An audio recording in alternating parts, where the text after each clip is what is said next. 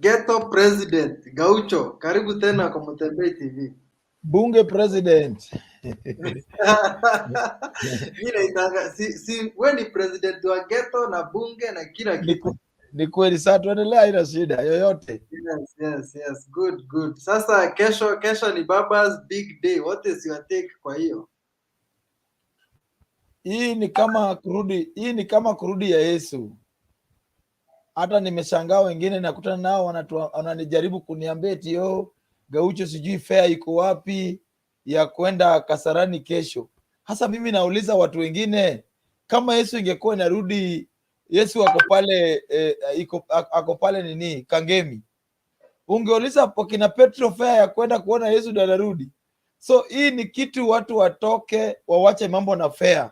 Ni kitu hata kama mimi kama bunge president ningesema ikuwe holiday kuanzia kesho, watu wasifungue biashara mpaka Tuesday, kwa sababu hii ni kitu ambayo inakuja kukomboa Kenya, inakuja kutoa mambo inakuja kuleta Wakenya pamoja bila ukabila, bila dini, bila rangi, na Raila Odinga peke yake inaweza maliza mambo ya ukabila na mambo ya corruption Kenya hii. So ni Wakenya watoke kesho. Ni siku kubwa kwa Wakenya ambayo mimi ningefurahi kukuwa part ya historia kuona kitu kama hii ikifanyika. Okay, tumeona watu wa NASA wale Raila anategemeanga sana kama Mudavadi, Wetangula, Kalonzo, ni kama wote hawataki kuja kwa hiyo event yet. Raila wakati Kalonzo alikuwa anachukuliwa na Wiper, Raila aliattend event yake na pia aliattend event ya Gideon Moi. Is it time Raila Odinga achane na kina Musalia na Wetangula ama aendelee tu kuwabembeleza?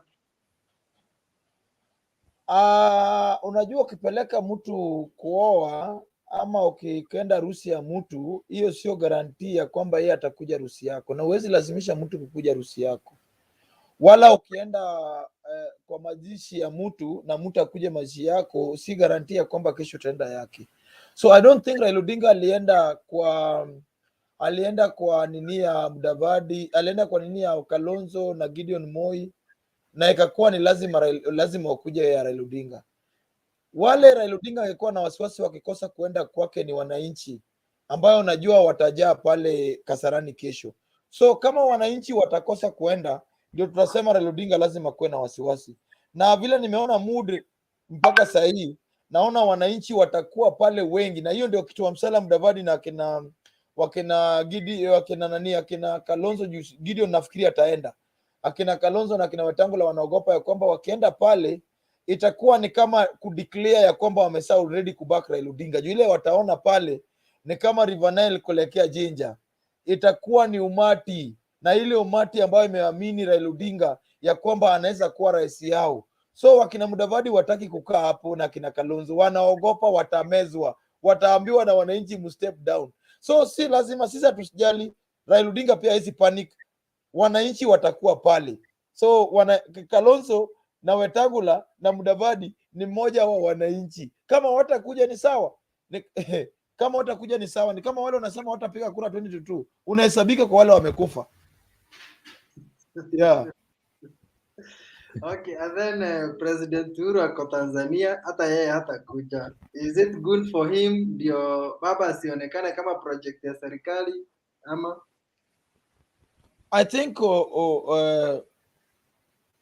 Uhuru Kenyatta, president wetu Uhuru Kenyatta ako kwa kiti na alichaguliwa savu wa Kenya. Hakuchaguliwa aanze kuenda kwa marali na kujoin political parties za watu. Hapana, yeye ako na kazi ambayo ameenda Tanzania. Ile ya maana anafanya ni kuprovide security ambayo Raila Odinga anakuanga na parallel security yake. Tunafanya tu ile ionekane ya kwamba tumeheshimu nchi, lazima tukue na watu wamevaa kofia red. Unaona? Na Raila Odinga inakuanga wamenyoa, wengine hawajanyoa, wako na ndevu kama hiyo yako, na wanamlinda kuliko hao wengine. So mimi I think President Uhuru Kenyatta ko right kuenda shughuli ya kazi ya Kenya, na Raila Odinga sio project ya government. Raila Odinga ni project ya wananchi. So mimi hiyo kitu inaniuma mtu akiita Raila Odinga project ya President Uhuru Kenyatta. Uongo. So wale wanasema hivyo, wacha wakae tu hapo wakingoja ya kwamba Raila ni project. Waache kupanga mambo yao wakilia project, mtu analia project, wakina na Mudavadi wakienda mahali project. Sasa wewe ambao ni project ya wananchi, si kama wakina Mudavadi wakisema Uhuru Kenyatta ni project nani, Raila Odinga ni project ya government. Kwa nini basi Mudavadi na hiyo timu yao wa make sure wamekuwa project ya wananchi? So hiyo ni maneno, ndugu yangu. Uhuru Kenyatta ko right ya kwenda kazi ya kiserikali. Okay, and then jana na juzi tumekusikia ukiteta sana, kuna lobby groups zinakuja side ya Raila and they are pretending our support baba. Our lobby groups ni kina nani? Sikuteta na ubaya. Mimi kitu nilisema ya kwamba huwezi enda kwa timu leo na ukuwe captain. Mimi nilicheza mpira, hata ukuwe player mzuri aje. Hata Lionel Messi alitoka Barcelona kama ni captain. PSG sahi ako anda mtu mwingine, na player pia akijoin team hivi hawezi kuwa kwa game direct, lazima kae bench. Unaona, ndio aanze kucheza second half, first half, hivyo mpaka sasa kuja pewe number full. Mimi ile kitu nilikataa. Tunataka vijana na lobby groups John Raila Odinga wakuje sisi kwa Raila, waseme mimi na Raila, walete hizo lobby group yote, but hizi lobby group isikuwe na intention ya kuenda boardroom ya kutafuta pesa, isikuwe na intention ya kukuja kuchukua information na kuenda nayo mahali pengine, isikuwe na intention ya kufanya business. Unaona? So mimi Gaucho, mimi kama mfuasi wa Raila Odinga, mimi sina shida na vijana kuanza lobby group. Yota ilianzwa, nilipiga ODM sijui nini inaitwa battalion, sikuongea. Daughters of Raila sikuongea, juu najua wako genuine. Sons of Raila ilianzwa, sikuongea, na mimi siko ndani na sina haja ya kukua ndani. But hii ingine hawako na intention mzuri. My friend Mtembei, mimi nimetembea na Gideon Moi wakati wa campaign. Tulikuwa natoka tunaenda Nakuru, wapi tunaenda. Kufikia Gideon Moi ni ngumu sana. Kufikia Gideon Moi, hata kusalamia Gideon Moi si rahisi, si mchezo. Kukula na Gideon Moi kwa mesa si mchezo, si rahisi. Kupiga na Gideon Moi picha si kitu rahisi. Kwa sababu gani? Na Gideon Moi ana watu kama Raila Odinga. Raila Odinga is a president. Raila Odinga ni president kivyake, na ni president ya wananchi. Ifai mtu anakuja na Jack Raila Odinga kwa njia, umebeba uniform kwa bag, eti in the name Raila Odinga kivaa, hasa tayari mmetengeneza lobby group. Unaona? Wengine wanafuata tu Raila, akienda mahali wamsalamie, picha pigwe. Tunataka kila lobby group ikuwe Daughters of Raila, ikuwe ya nani, ikuwe hii ya Sons of Raila, ikuwe ODM nini battalion. Unaona? Wa make sure ya kwamba wanatembea kuenda kutafutia Raila Odinga kura. Hiyo ndio maana. Si eti kuwe lobby group ya press conference, nini kukua kwa hoteli, kutembelea wale wanasimama magovernors kwa hoteli, kila hoteli. Hii lobby group ambayo imekuja juzi, my friend, ni lobby group ambayo inasapotiwa na Mike Mbuvi Sonko. Na mimi siogopi kusema hiyo, na watu wetu lazima wajue hiyo, ya kwamba hii lobby group haina intention yote. Intention yao ya kwanza ni wamekuja ku make pesa. Githaige, hakuna mtu anajui Githaige. Hakuna mtu ajui Githaige. My friend, we ni mtu saa zingine, we ni Mcatholic.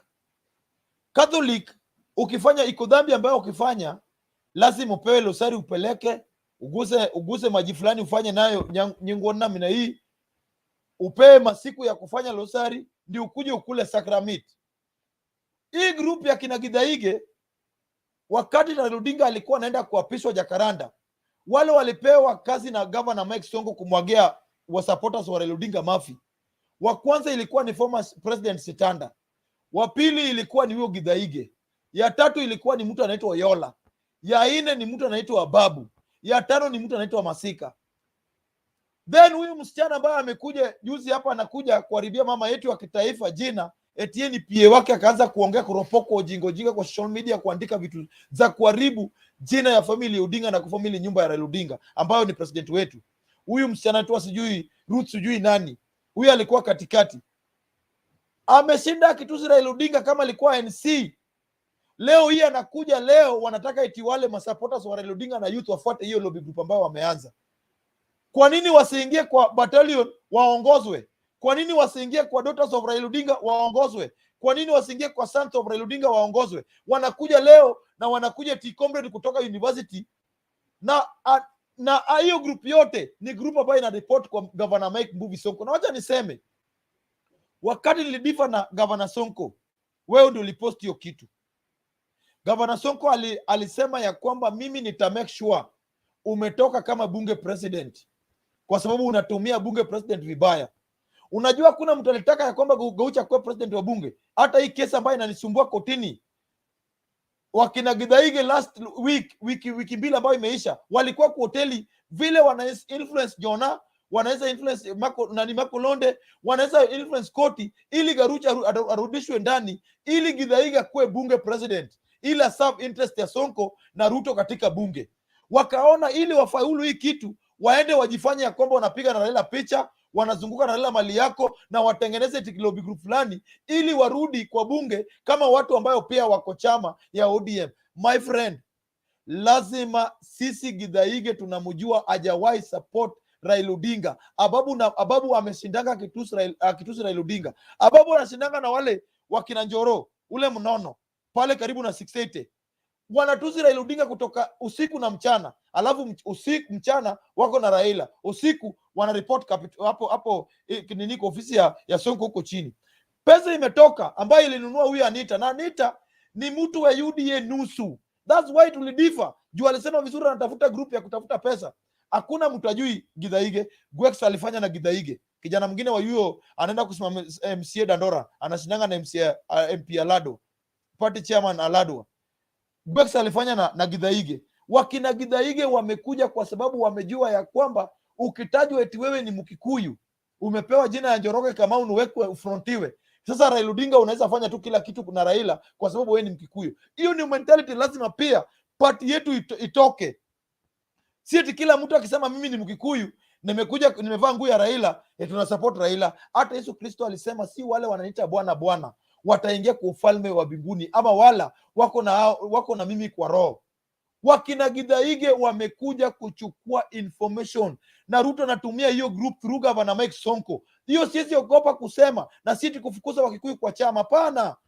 Wakina Maina Kamanda wako sawa, wakina Beatrice Lachi ambaye wako kwa nini wako sawa, Pasaris ni Mkikuyu wako sawa, unaona, wakina Sebeso wako sawa. Hii group ya lobby group ya kina nani, wakina Gidhaige, mimi napinga. Example, juzi baba ameenda, lazima tu tukueni pia na ukweli. Hata kama tunataka kupea baba president, lazima tukueni ukweli. Watu wanasaidia Raila Odinga sangapi? Mimi ningeomba after kesho Raila Odinga kupewa mantle ya kuenda kurudi kwa wananchi kutafuta kura ya presidency, ningetaka wale Wakikuyu ambao wanasema wanasupport Raila Odinga, majority wasimfuate, waweke mkutano ya kulobi watu wao wakuje wa support Raila Odinga. Isikue ya kwamba watu wengine hapa wanataka tena kututumia vibaya kutafuta viti zao za MP, kutafuta viti zao za MCA, kutafuta viti zao za governors, kutafuta viti zao za Senate in the name sisi tuna support Raila. Ikuwe ni kura yenye Raila Odinga amekuwa amesasanya ya Waluya, Wajaluo, Wakamba, Kisii, unaona, na Wamijikenda na wale wana Masai, wale wana minda Raila Odinga. Wengine wataka kupanda kukuja wasaharibu ground yao, kwa hiyo chama yao ya Jubilee wana supporters, wanabadilisha ngozi, wanakuja wanaitwa ODM ili wapate support yenye Raila Odinga alisa make, na wale makandidates wa Raila Odinga wale wamekuanga na yeye. Hapana, tunaona coalition. Wewe uko na nini? Hata siku watu wakiona unauliza zingine, huyu bibi yangu ataleta nini? Kama ana pesa ako na akili, kama ana akili ako na anajua kupanga kazi usiku mzuri, unaona. So my friend, mimi nauliza wale wakina Gidhaige wawache kufuata Raila Odinga kila mahali, kuenda sijui wapi hivi na target kubwa. Anita anataka kutumika apeleke hao watu kwa nani? Kwa Tuoli, wajue wapate information. Hii msichana wetu sijui Ruth Abuyu sijui nani, yeye target kubwa ameambia hiyo group ya kwamba yeye ni PA wa mama, abebe hao watu waende kwa Raila Odinga. Unaona? So my friend, mimi intention ya hii lobby group haiko na wako na Raila Odinga. Mimi nauliza, walisema vizuri jana kwa press conference eti wako na capacity, wanataka ku make sure Raila Odinga amepata 6 million votes ya youth, ambayo mimi Gaucho naomba ya kwamba Raila Odinga apate hiyo. Lakini mimi nauliza, hii 6 million watapata kwa hoteli, watapata Pronto, watapata Askil, watapata kwa ile hoteli ya Waititu, next to Waititu, ndio watapata hiyo kura hapo? Ama hiyo kura iko kwa vijiji, hiyo kura iko Kawangware, hiyo kura iko wapi? Wakina Dick, wakina nani, wakina Mandela, wakina Odhige, wakina Matach nani, not Matach, wakina nani wanashughulika kwenda kwa ground, wakina Edu wanaendelea kwa ground kutafuta viti, kutafuta kura kwa nini, kwa vijiji. Wengine nao wanakuja kwa press conference wakiweka nywele yao ni kama ile Kandabongo, eti wanakuja kupiga press conference na Kisungu. My friend, ili wapate nominations, wapate sijui nini na wapate, iwezekani. This time round kila mtu aende kwa ward yake, aende kwa kaunti yake, aende nini, tutafutie Raila Odinga kura. Juzi Raila Odinga ameenda Kotbiro na Zipingi, alienda Kotbiro akaalikwa na MCA wa area. MCA wa area ni rafiki yangu Mele, unaona? Lakini kitu ile niuma ni hii, sasa hii President Uhuru Kenyatta iko project ambayo anaenda kufungua. Mimi natoka pale South B. South B president ni nani, niseme president nani, natoka Landimawe, nasoma Landimawe. Hasa president anaenda project fulani ya RTI na amealikwa na MCA wa ODM ambao ni Ama Nasangu. Alafu anafika pale anakosa kuongea na Waithera Chege ambaye alikuwa mtu wa Jubilee. Unaona? Kitu ilifanyika Ngara hiko nifurahisha. Candidate wa MCA ambaye alikuwa hiyo Ngara, sijui Kangara, ilikuwa ni Scholastica ambaye alisimama hiyo area na chama yetu ya ODM, hakuinformiwa, hakuambiwa. Ikakuwa Raila Odinga akawekwa ni kama ni watu fulani wa muhost. Treasurer ilikuwa ni bwana ya huyo Mili. Ndiye ukisikia mtu aliitwa ya kwamba kuja achukue pesa ambayo Raila Odinga alikuwa anapea team, ni bwana yake. Anaitwa Ken. Raila Odinga bwana yake ni treasurer ya kuchukua pesa.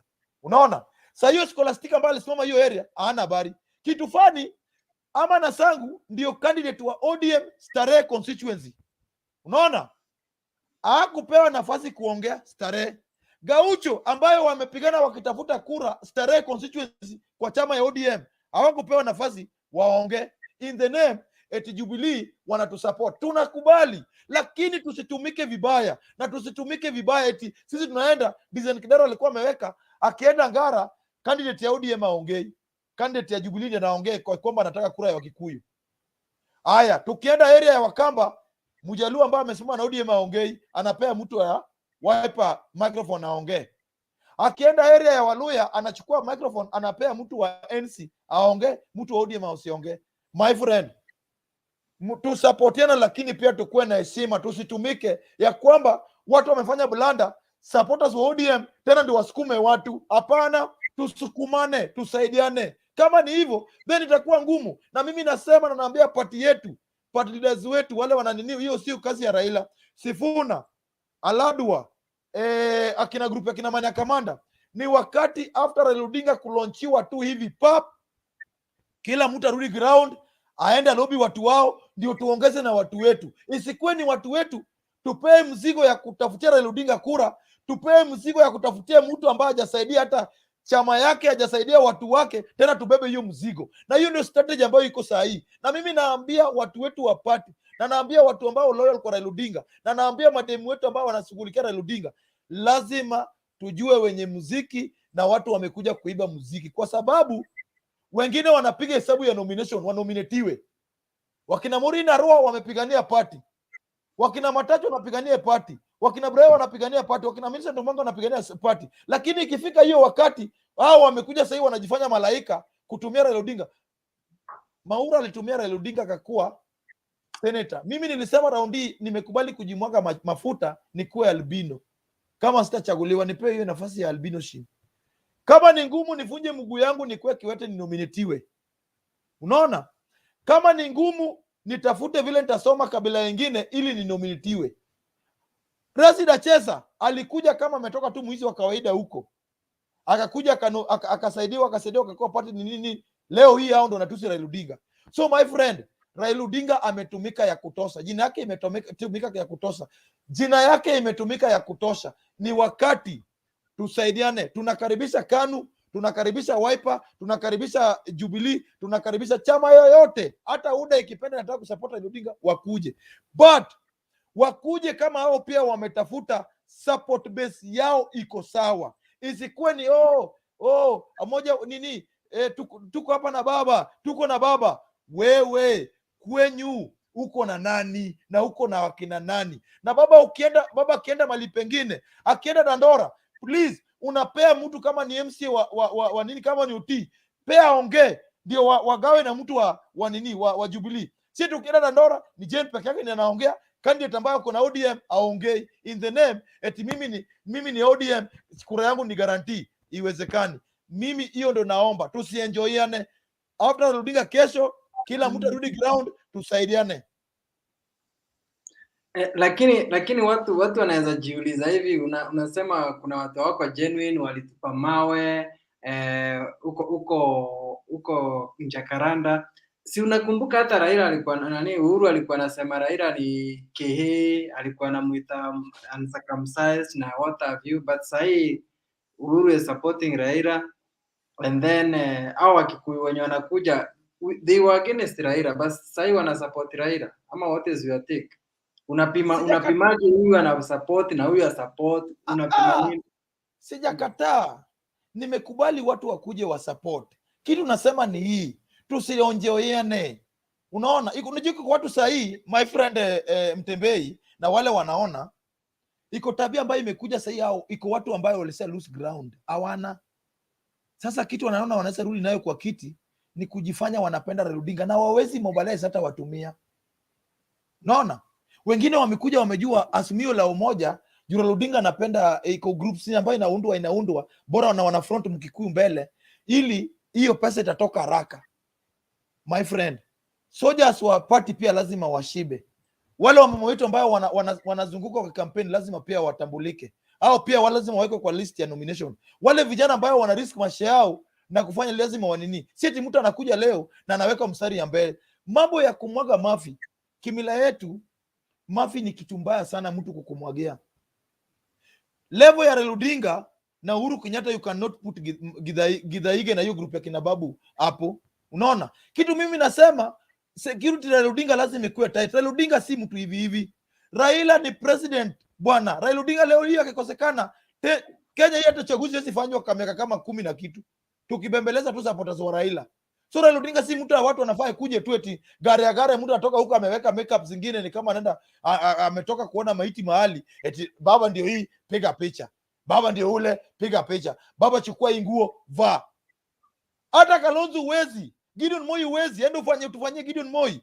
Mimi kitu nataka ya kwamba tu support Raila Odinga but tusidanganyane. Na tusidanganyane kabisa. Mimi Gaucho nimekuwa na mimi natakia Raila Odinga mazuri, but sisi danganya mtu eti watu waende tu, hapana. My friend, lazima tuseme ukweli ya kwamba iko watu wamekuja, intention yao ni information, intention yao ni kukuja kutafuta pesa ndani. My friend, mimi hiyo ndo nakataa. Wengine ni kutafuta vile watanominatiwa, wengine ni vile watapata certificate ya ODM. Unaona? So my friend, hiyo ndo nakataa. Kama unataka nomination, tuende ground, tutafute kura. Unaona? Mimi Gaucho hata kama nasalamena Raila, napiga picha na Raila. Singoji wakati wa corona nilikuwa na make sure nimepeleka food nyumbani na nimepelekewa mama na naongea na hao. Ili na naupiri jina la Raila Odinga. Kwa nini si relax tu kwa sababu mimi naweza pigia baba, naweza piga picha na baba? Hapana. Nitamsaidia aje? Na hiyo unga nikipeleka napea Mkikuyu, napea Mkamba, napea Mluya, napea Mkamba, napea Mkisi, napea kila kabila. Unaona? Wewe ukifuata Raila Odinga na microphone unamsaidia na nini? Kupiga press conference kwa nyumba unasaidia Raila Odinga na nini? On Sunday nimealikwa pale, tutakuwa na tournament kubwa ya former Harambee Stars Oboya ambayo imekuwa sponsored na I think Bet. Unaona? itakuwa na zaidi ya watu kama 3,000 na final iko timu ya Lang'ata na nini na Starehe, na mimi nimealikwa. Ajenda yangu kubwa ni kufanya nini? Ku make sure kwamba nimeongelelea Raila Amolo Odinga, juu tutakuwa hapo na watu wa UDA wengine. Lazima niambie youth ambao watakuwa hapo, Raila Odinga amesaidia nini, Raila Odinga akichukua president atafanya nini, unaona? Na mimi naamini Raila Odinga. Kwa nini? Kwa nini trust Raila Odinga kuliko William Ruto? Kwa sababu ya hii na hii. Lakini nikienda kila siku ni press conference, Raila anaenda kanisa mahali, umeenda picha pap, Raila ameenda mahali nini hoteli fulani, mumejaa huko. Mimi nasema na narudia, tunataka support, si Wakikuyu peke yake, tunataka support ya Wakamba, tunataka support ya Wakisii, tunataka support ya Wanandi, tunataka support ya Masai, but lazima to work hard ndio tusaidie Raila Odinga. Na kama hiyo ndio watu wataona Gaucho anaongea mbaya, mimi siongee, mimi nimekubali niongee mbaya, lakini niseme ukweli, kwa sababu watu wameanza kuenjoyana na kuogopana, watu wanataka kusema ukweli. Mimi naambia watu tuende kwa ground, tupigeni ground ili Raila Odinga, ile kitu tunataka ya kwanza ni Raila Odinga kuwa president. Wengi wamekuja hapo hawana haja Raila Odinga kuwa president, wana haja apate MP, apate senator, anominatiwe, afanywe nini, na Raila Odinga akosa akuje kwa barabara. Mimi Gaucho afadhali nikose kukuwa MCA 2022 Landimai ward, but Raila Odinga, baba Rosemary Odinga, mama Ida pia enda pika omena ama Bambla pale State House, sisi wengine wapate viti na Raila Odinga amekaa. My friend Mtembei, iko mbunge ambao napea heshima mpaka leo, huyu Junet Mohamed. Iko wakati Raila Odinga, after Raila Odinga kuingia handshake, kabla Raila Odinga ingia handshake, watu walisema Raila Odinga ameisha. Raila Odinga kuingia handshake, mpaka wabunge wetu wengine wa Jaluo walisema Raila Odinga ameisha. Junet Mohamed alisimama na Raila Odinga peke yake, wengine walianza kufanya biashara kando kando. Unaona, tunataka watu aina hiyo ya kwamba hata kama kuna shida yako na wewe, ukipata mafuta bado yako na wewe, si eti mtu sasa ile mambo inataka kukua poa, Jacom press conference. Mimi hiyo nakataa. Press conference tufanyeni kwa kijiji, tuende tumiti wa mama si eti kutengeneza pesa. Mimi siko hapo, na mimi hiyo nitakataa na kama hiyo ndio itafanya watu wanichukie, nimekubali. Kama hiyo ndio itafanya Raila Odinga pia nichukie, nimekubali, na nitasema baba, watu hawako genuine. Hata yeye mwenyewe aliambia baba yako Gingo Odinga ya kwamba baba, hii group ya kina Wamalu wa kijana, hii group ya kina Gitovi Manyara wameweka kisungu nyingi hapa, wameweka mambo ya law mingi ya kina Orengo, na wana interest ya kufika message yako chini, unaona? So mimi pia lazima niseme baba ni baba yetu, na lazima kila mtu atoke nje na saidie baba president campaign, ili baba akuwe president. Afadhali tupoteze hizo vitu zote za MP na magavana, tuangalie Raila Odinga bila atakuwa president. Hiyo ndio shida yangu. Okay, na umeongea mambo ya Anita nilikuwa nimemost hapa I think 3 days ago, na alikuja akasema yeye ni ODM damu. Mbona unasema support eti yako UDA nusu? My friend, Anita sisi discuss Anita, na si madharau. Sisi discuss Anita kwa sababu ni kama unaambia Raila discuss Omanga. Okay,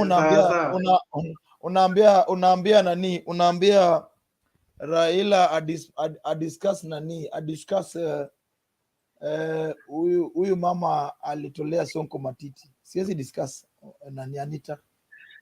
Unajua, okay.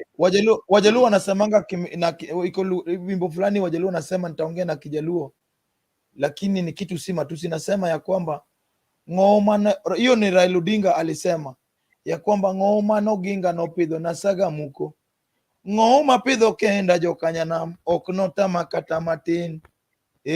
So uende utafsiri hiyo Gaucho amemaanisha nini. Sasa ile tunaongea mambo ya national politics, usiwahi ni kurudisha ni discuss location politics. Hizo ni location politics. Sisi discuss mambo ya maana. Okay. Charles, acha tuende next kwa the questions. Charles Oduor anauliza, should Raila be worried about the boycotting of Mudavadi and Wetangula kwa hii event amekataa kwenda? Raila Odinga anaweza kuwa na wari kama wananchi hawatajaa Kasarani kesho. Hiyo ndio tutakuwa na wari, lakini Wetangula is a normal senator. He's a senator. My friend, Senator Malala akikosa kukuja kwa function yako na wewe ni presidential candidate, masenators wangapi watakuwa hapo?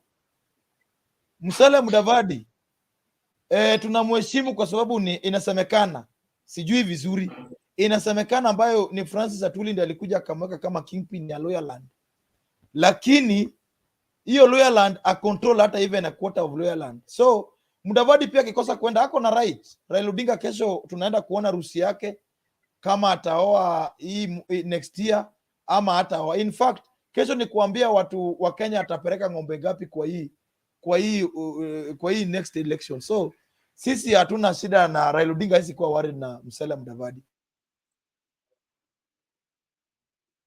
Okay, na wenye wanaenda huko wanapewa fare. Kuna anauliza hapa Anji.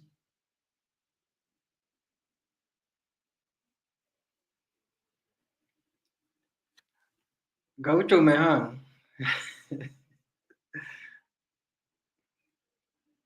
Okay guys, Gaucho amehang hapa. I think I will invite some few guys wakuja wamuulize tu maswali before arundi kawaida. So nawekea link hapo kwa comments. Kama uko na question, kuja join us. Ukuje uliza Gaucho maswali hapa atujibu.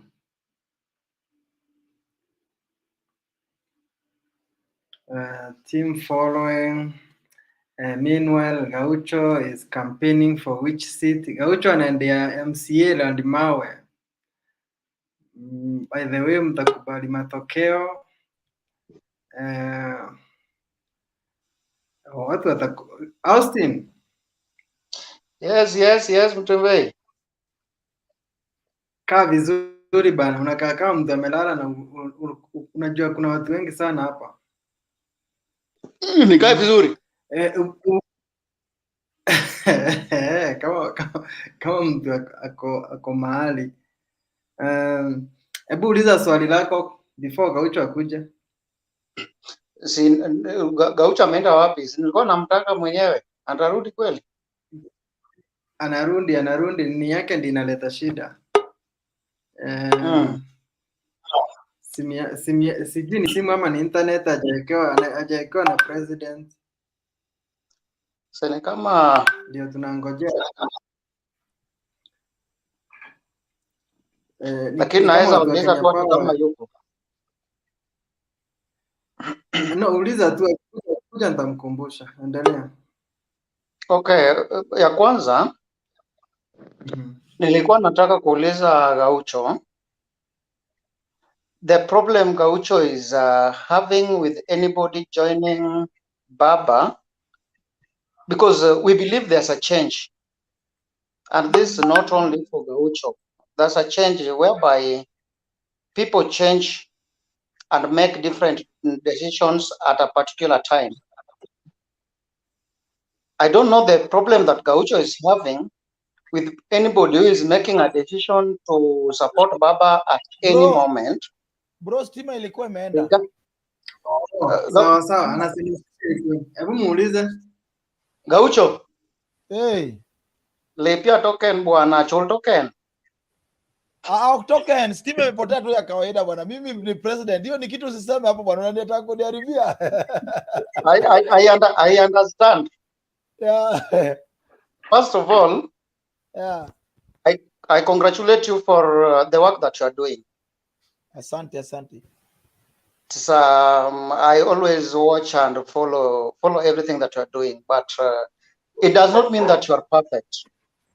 Equally. We are human beings. We have weaknesses. Equally. We must be ready to be corrected at any moment. Equally. And I love if you will appreciate. Asante. As Baba, as the followers or the supporters of Baba. Yeah. Me being one of them. Yeah.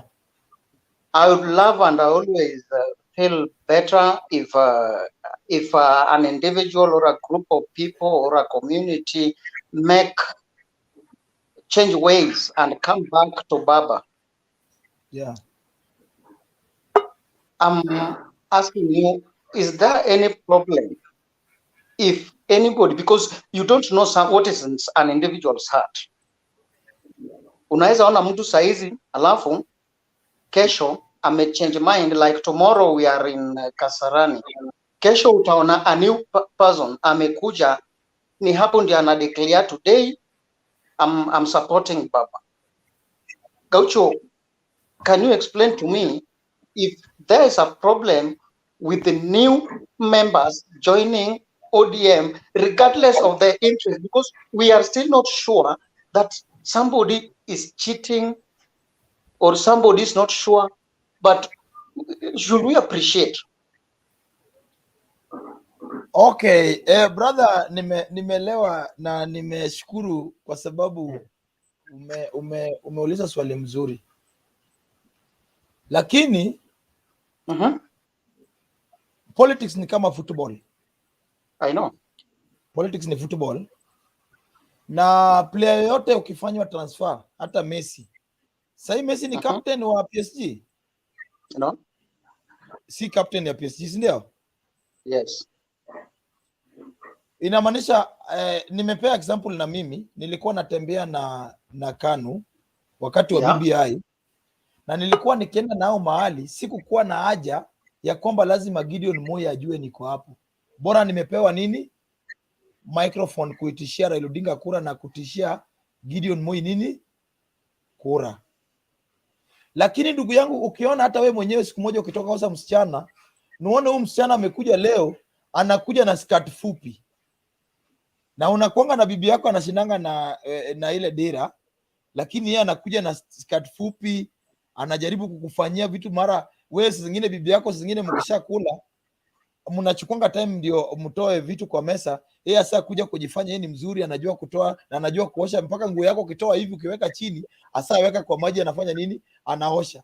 Lazima ujue huu mtu either kuna intention ya kuharibu hii nyumba. So mimi kitu nasema, tunataka ya kwamba watu wakuje kusupport baba, but wakuje na agenda mzuri. Kitu ya kwanza, wewe ukikuja leo kukusupport mimi, nakuja kukusupport na nasema mimi ni mtu wa ghetto, lazima pia ni lobby wana ghetto, nimwambie ule jamaa aliniongelesha, hata kama si mchocolate kama Gaucho, huyu jamaa anaweza fanya hii. Naanza kwa wana ghetto, sisi mimi nikuje kudeclare kusupport wewe na supporters wangu na supporters wako, na kuja kusupport wewe na supporters wako. Hiyo ndio mimi nasema, wale wanakuja wakuje. Hizi lobby groups zote zimekuja mingi, iko ile imeanzwa na ule Florence Mutua, wanatembea kwa kila county wakiongea na wasichana, unaona, wana lobby, wanasema mambo ya Raila. Hizi zingine zimekuja ni ya press conference kwa hoteli na kutembea kwa kila governor ambaye anasimama, sisi tunakusupport, huko na kitu amechukua, sisi tunakusupport. Na wao wengine ni watu tuko town. Unajua wengine unasemanga eti kila kitu ni kipindire. Kwa Raila Odinga campaign hatutaki kipindire, tunataka real business, tunataka business legit, hatutaki ile legit ile ya kuuza kifuli bandia. Hapana. Tunataka real. Gaucho, I understand you. Hey. I understand you deeply. And another thing, in politics, there is always a goal. You as a leader right now, the president, currently, you are a leader. We must have goals. We set a goal. Like in politics, if you want a given position, you set a goal. We have strategies, a plan. There's one thing which is very important: the language. I don't know. I hope you unanielewa. The language to which you want to display your plans, your goal, the goal that you set, you have to achieve it. Will we mind at this particular moment? What language should we use so that we achieve Baba as the head of the state? Don't you think it matters? In a matter. It matters. The language that we are going to use to make Baba be at the top.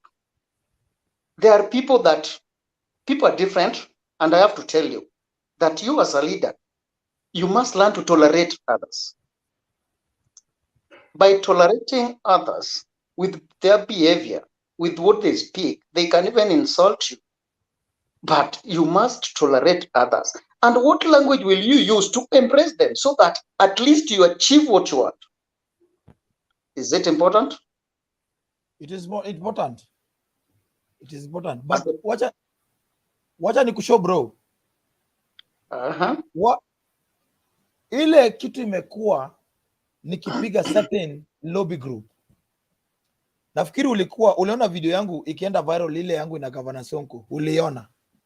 Hiyo niliwatch yote. Uliwatch yote. Iko statement ya Governor Sonko. Sikia, iko statement Governor Sonko alimake ya kwamba Gaucho nita make sure nimekutoa kama bunge president. Unakumbuka?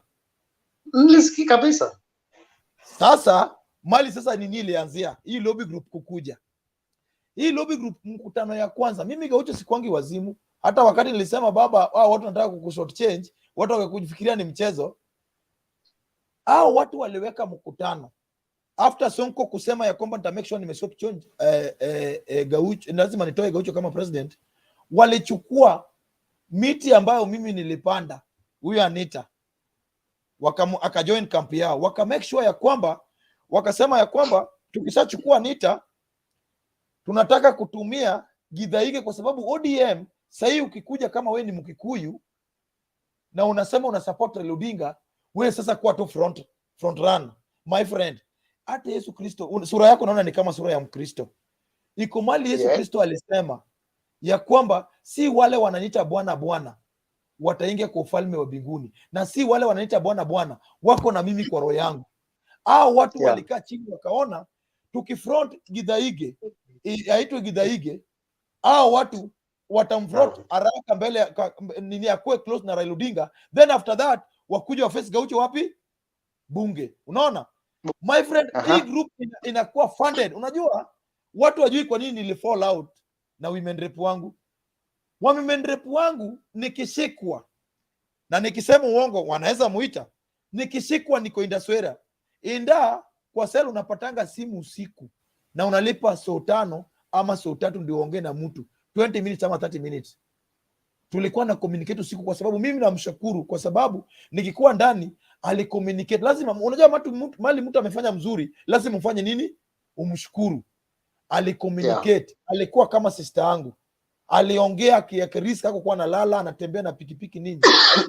Akanipigia simu usiku siku nyingine, akaniambia Cheza amekubali, wanataka kuja kukutoa. Juu ilisemekana kwamba ODM party hawakuji kunitoa. Wakaniambia Cheza amesema through DP wamekubali kukuja kukutoa, na wakikutoa umake sure kwamba umetangaza ya kwamba ODM as party umeshikwa na unapiganianga Raila na wamekuja kukosa kukutoa. Sasa hao wamekuja kukutoa, unatoka ODM unajoin UDA. Niliambia Anita ambao ni rafiki yangu, dada yangu, hata kama itafanya nikufe ndani, wacha nikufe ndani, lakini Cheza na group yetu usinitoe. Bahati mzuri, na hiyo ndio maana mimi na support Raila Odinga. Nilimtext kama kuturukana, nikamwambia baba, unataka nikae ndani kama wewe ulikaa miaka 9? Afadhali wewe ulikaa miaka 9 ukiwacha Rosemary na nani. Mimi niko na watoto wawili na hata mmoja sijui nimeweka mingi namna hii. Unaona? Baba alituma Juneta akanitumia 200,000. Atuli akatuma pesa, Kananu akatuma pesa, na kina Ematok. Mwenyezi Mungu akanisaidia nikatoka. Nikitoka nje hivi, huyu women rep angekosa kuongea na Cheza kila siku. Angekosa kuongea na ule governor wa Wangirishi, anaitwa nani? Huyu not governor, huyu women rep wa Kirinyaga. Huyu mwenye anapigana na Waiguru. Na Waiguru. Unaona? Lazima aongee na nani? Lazima aongee na Omanga. Nikamuuliza, hizi vitu zote hao watu unapanga, unaongea na hao. Unajua Raila Odinga anakuanga na intelligent ingine noma, ni government kivi yake. Unaona? Na mimi niko na ambition yangu ambayo nataka kuachieve. Na iko kitu Miguna aliniambia ndio adeportiwa aende kabisa. Aliniambia Gaucho, hiyo press conference ya mwisho, ukiangalia kando utaona mimi nimesema na Miguna. Kabla tuende kwa hiyo press conference, Miguna aliniambia ukitaka kuwa kiongozi mzuri, kubali njaa. na ukubali shida, alafu mali itakufanya nini? Itakufuata. Unaona, nikaambia huyu women rape, hii kushiba ambayo unataka tushibe itakuja kunikost. Na nilianza sasa 2009 tangu niwache mpira, iko kitu nataka kuachieve, na ile nataka kuachieve kwa hii shule ya Raila Odinga. Unaona, hapo ndio women rape alienda akasema nataka kutafuta watu wa kutengeneza pesa, ndio akatafuta hii group ya kina Githaige. So hao watu, mimi sina lobby group za Raila Odinga ziko karibu 10, sipigi hizo zingine. Hii najua intention yao kubwa si ya kusupport Raila. Ya pili, kwa mambo ya Wakikuyu ambao ama kabila yote ambayo ina support Raila Odinga, tunawakukaribisha, lakini mimi after kesho Raila Odinga kutangazwa ya kwamba anakuwa president, juu mimi Raila Odinga asiende kusema na endorse mtu. Tunataka tusikie kitu nafurahisha masikio yetu, na kitu nafurahisha masikio yetu ni baba Raila Odinga atakuwa kwa ballot box, na baba Raila Odinga ataenda State House. Hiyo itafurahisha masikio yangu. Tukitoka hapo, kila kabila, ukuwe wewe ni Mluya, ukuwe wewe ni Mkikuyu, ukuwe wewe ni Mjaluo, ukuwe ni nini, tuwache kufuata Raila Odinga watu wengi, turudi ground, tutafute Raila Odinga kura. Raila Odinga baki na Junet peke yake, ndio sasa amechukua nafasi ya Fidel. Akuwe na Junet peke yake, au garia yote waende watafute kura. Hiyo tunaimanisha kwamba nafukuza mtu, hiyo sijafukuza mtu. Si hata Yesu aliambiwa kina Petro, endeni mtafute waumini. Kwa nini mimi nisiambie watu waende watafute waumini ya kuamini Raila? Eti nikisema naharibu lugha.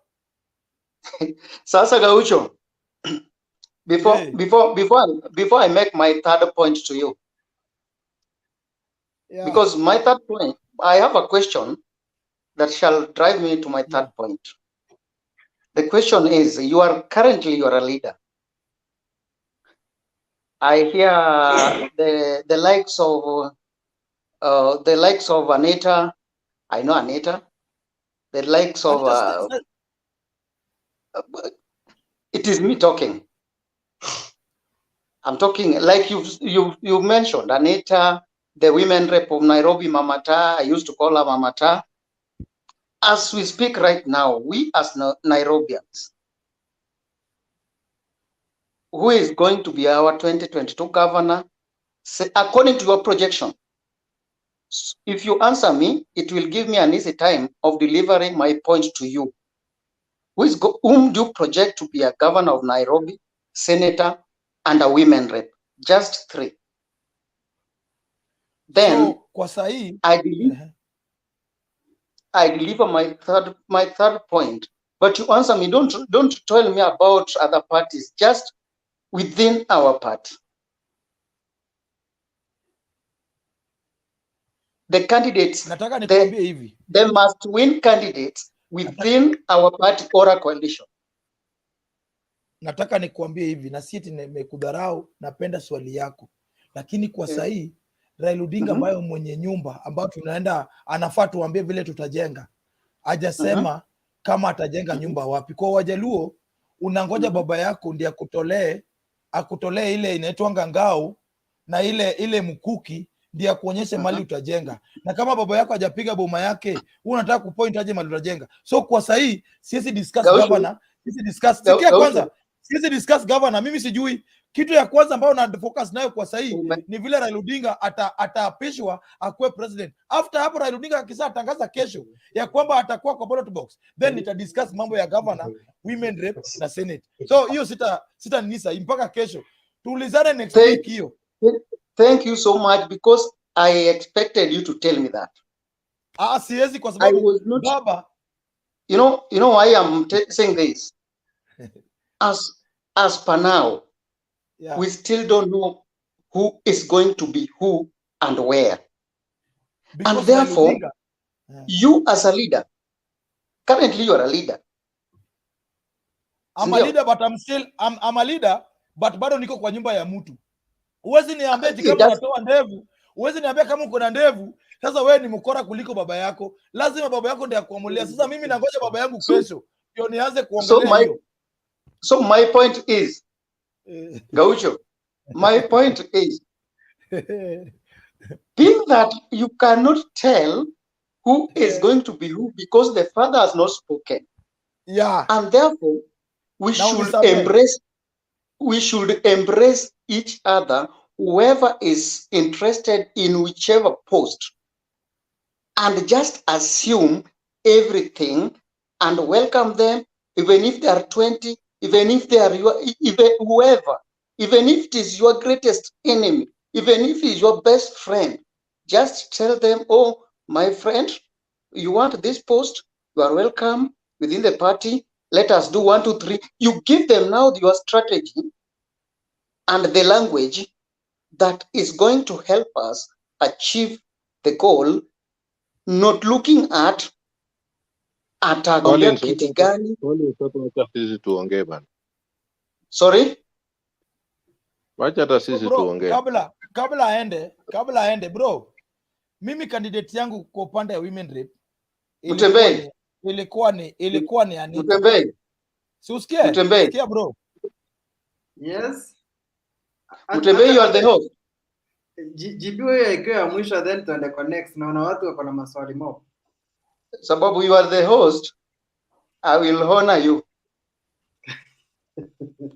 Nilikuwa nasema hivi bro, kabla uende, mimi kwa upande ya women rep nilikuwa na support Anita kabla aingie kwa biashara. Wakati aliingia tu kwa chumbu biashara ya omena na kanjwele ya kutafuta profit, niliona mimi siko. Sasa kwa sahi sina mtu yote mpaka baba Raila Odinga atangazwe kesho. Akishatangazwe kesho nitaamua, but mimi kwa upande ya women rep nilikuwa naona Anita ako na capacity, ako na roho ya kusaidia, but wakati aliingia na akawekwa kwa kona akasema yeye anataka kutafuta pesa, then mimi nikampea nafasi afanye biashara. Mimi wacha Raila Odinga, ule mtu baba Raila Odinga, after Raila Odinga kumaliza kesho, then next week najua nitakuwa hapa. Sasa nitakuambia mimi upande yangu kama Gaucho naweza kusema governor ni huyu, women rep anaweza kuwa hii, but bado kwa sasa hiyo nasema maoni yangu, but maoni yote itatoka na party na Raila Odinga ndiye ataniamulilia. Hivyo tu bro. Thank you so much. It means therefore right now you should not take any side, but have one projection of Baba being at the top, and I will love that. Yeah. Thank you so much, Mutembei. I'm done. Okay, nani mwingine ako na swali kwa Gaucho? Joe. Unmute your mic, Joe. Yes, mimi niko na swali kidogo lakini sio kama swali.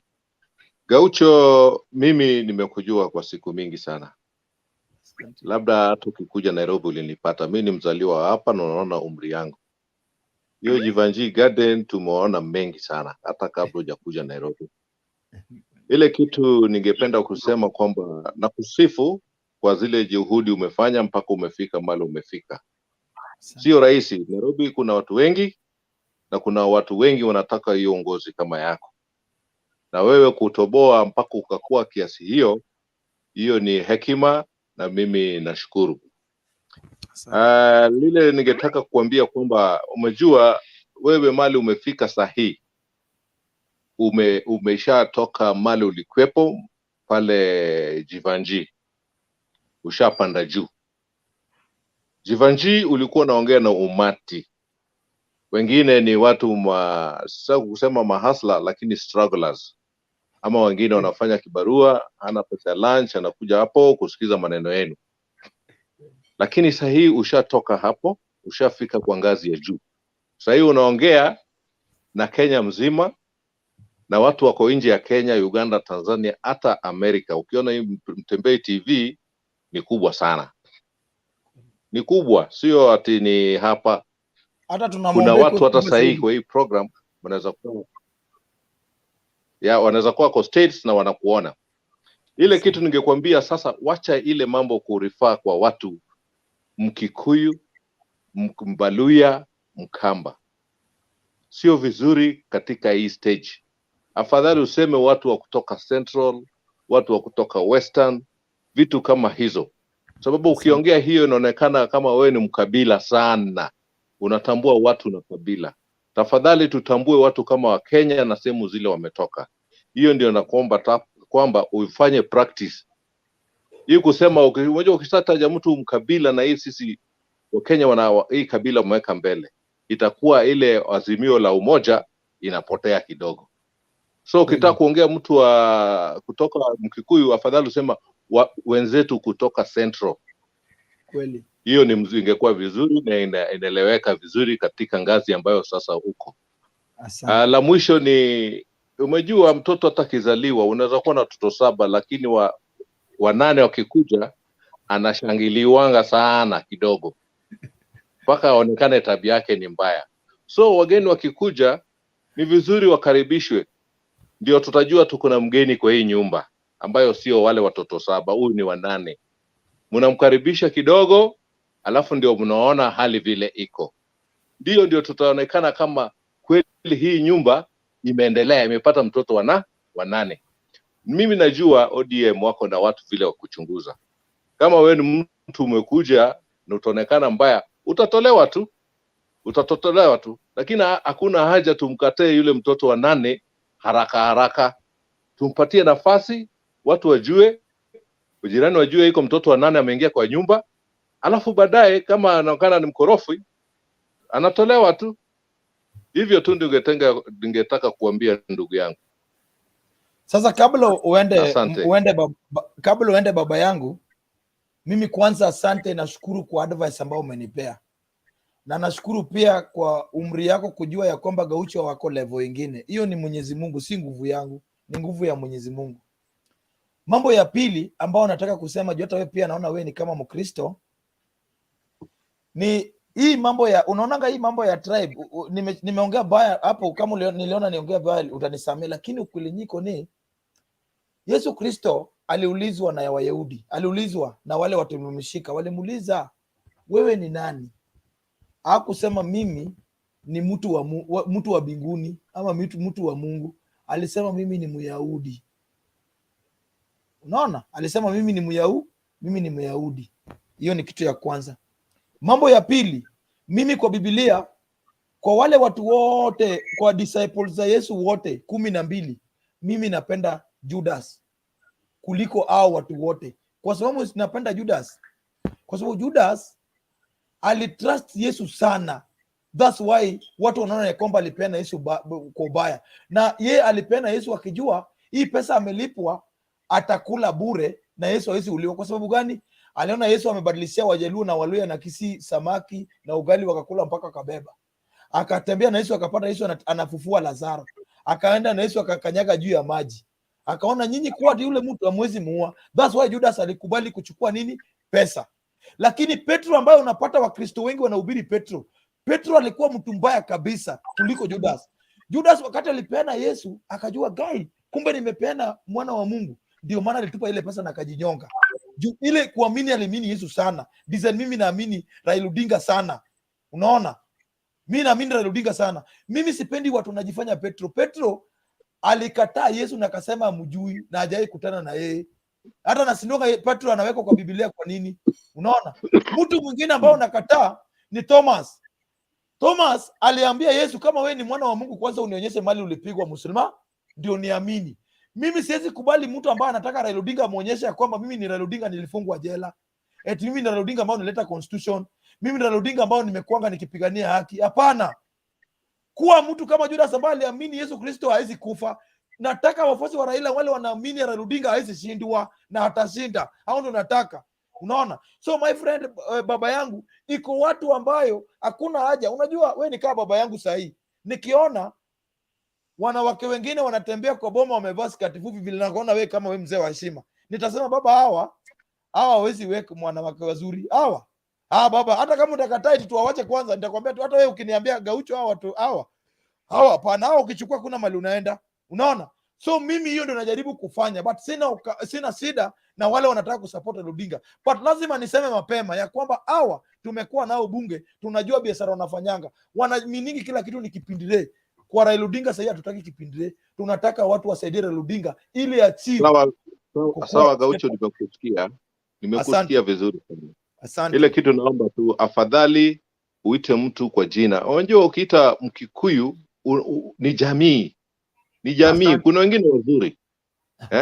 Afadhali uite mtu kwa jina kuliko kuita umati yote wa Kikuyu wote. Sahi ndio wasichana wanatongozwa. Sasa ukiita wa Kikuyu ile kidonda ilikuwa napona, na mjua labda wewe ni Mjaluo, inafufuka. Hivyo tu ndio nilikuwa nakuambia. Na mambo ya Juda, unajua Juda alisema mwenyewe mimi ni Myahudi, kuliko watu kuambia wewe ni Myahudi alafu waongee vibaya kuhusu Wayahudi. Unaona? Watu waseme wewe ni Myahudi alafu waongee negative kuhusu. Hapana. Yeye alisema mimi ni Myahudi. Afadhali wewe wajitambue. Asanteni. Asante, ubarikiwe. Thank you. Asante.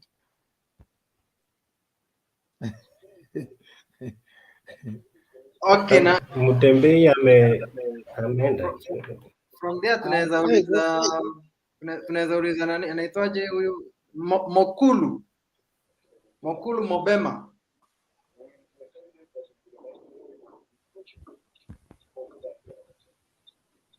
Mokulu usikiki bana. Sikusikii. Sound yako iko chini. Hausikiki bando. Kwanza unmute your mic. Unmute your mic. Iko sawa sasa? Yes. Okay, tumeshafika kutoka Kongo, tuko Kenya sasa. Bado iko na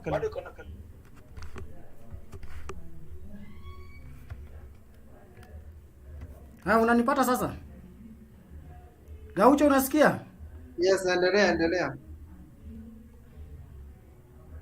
Unanipata? Endelea.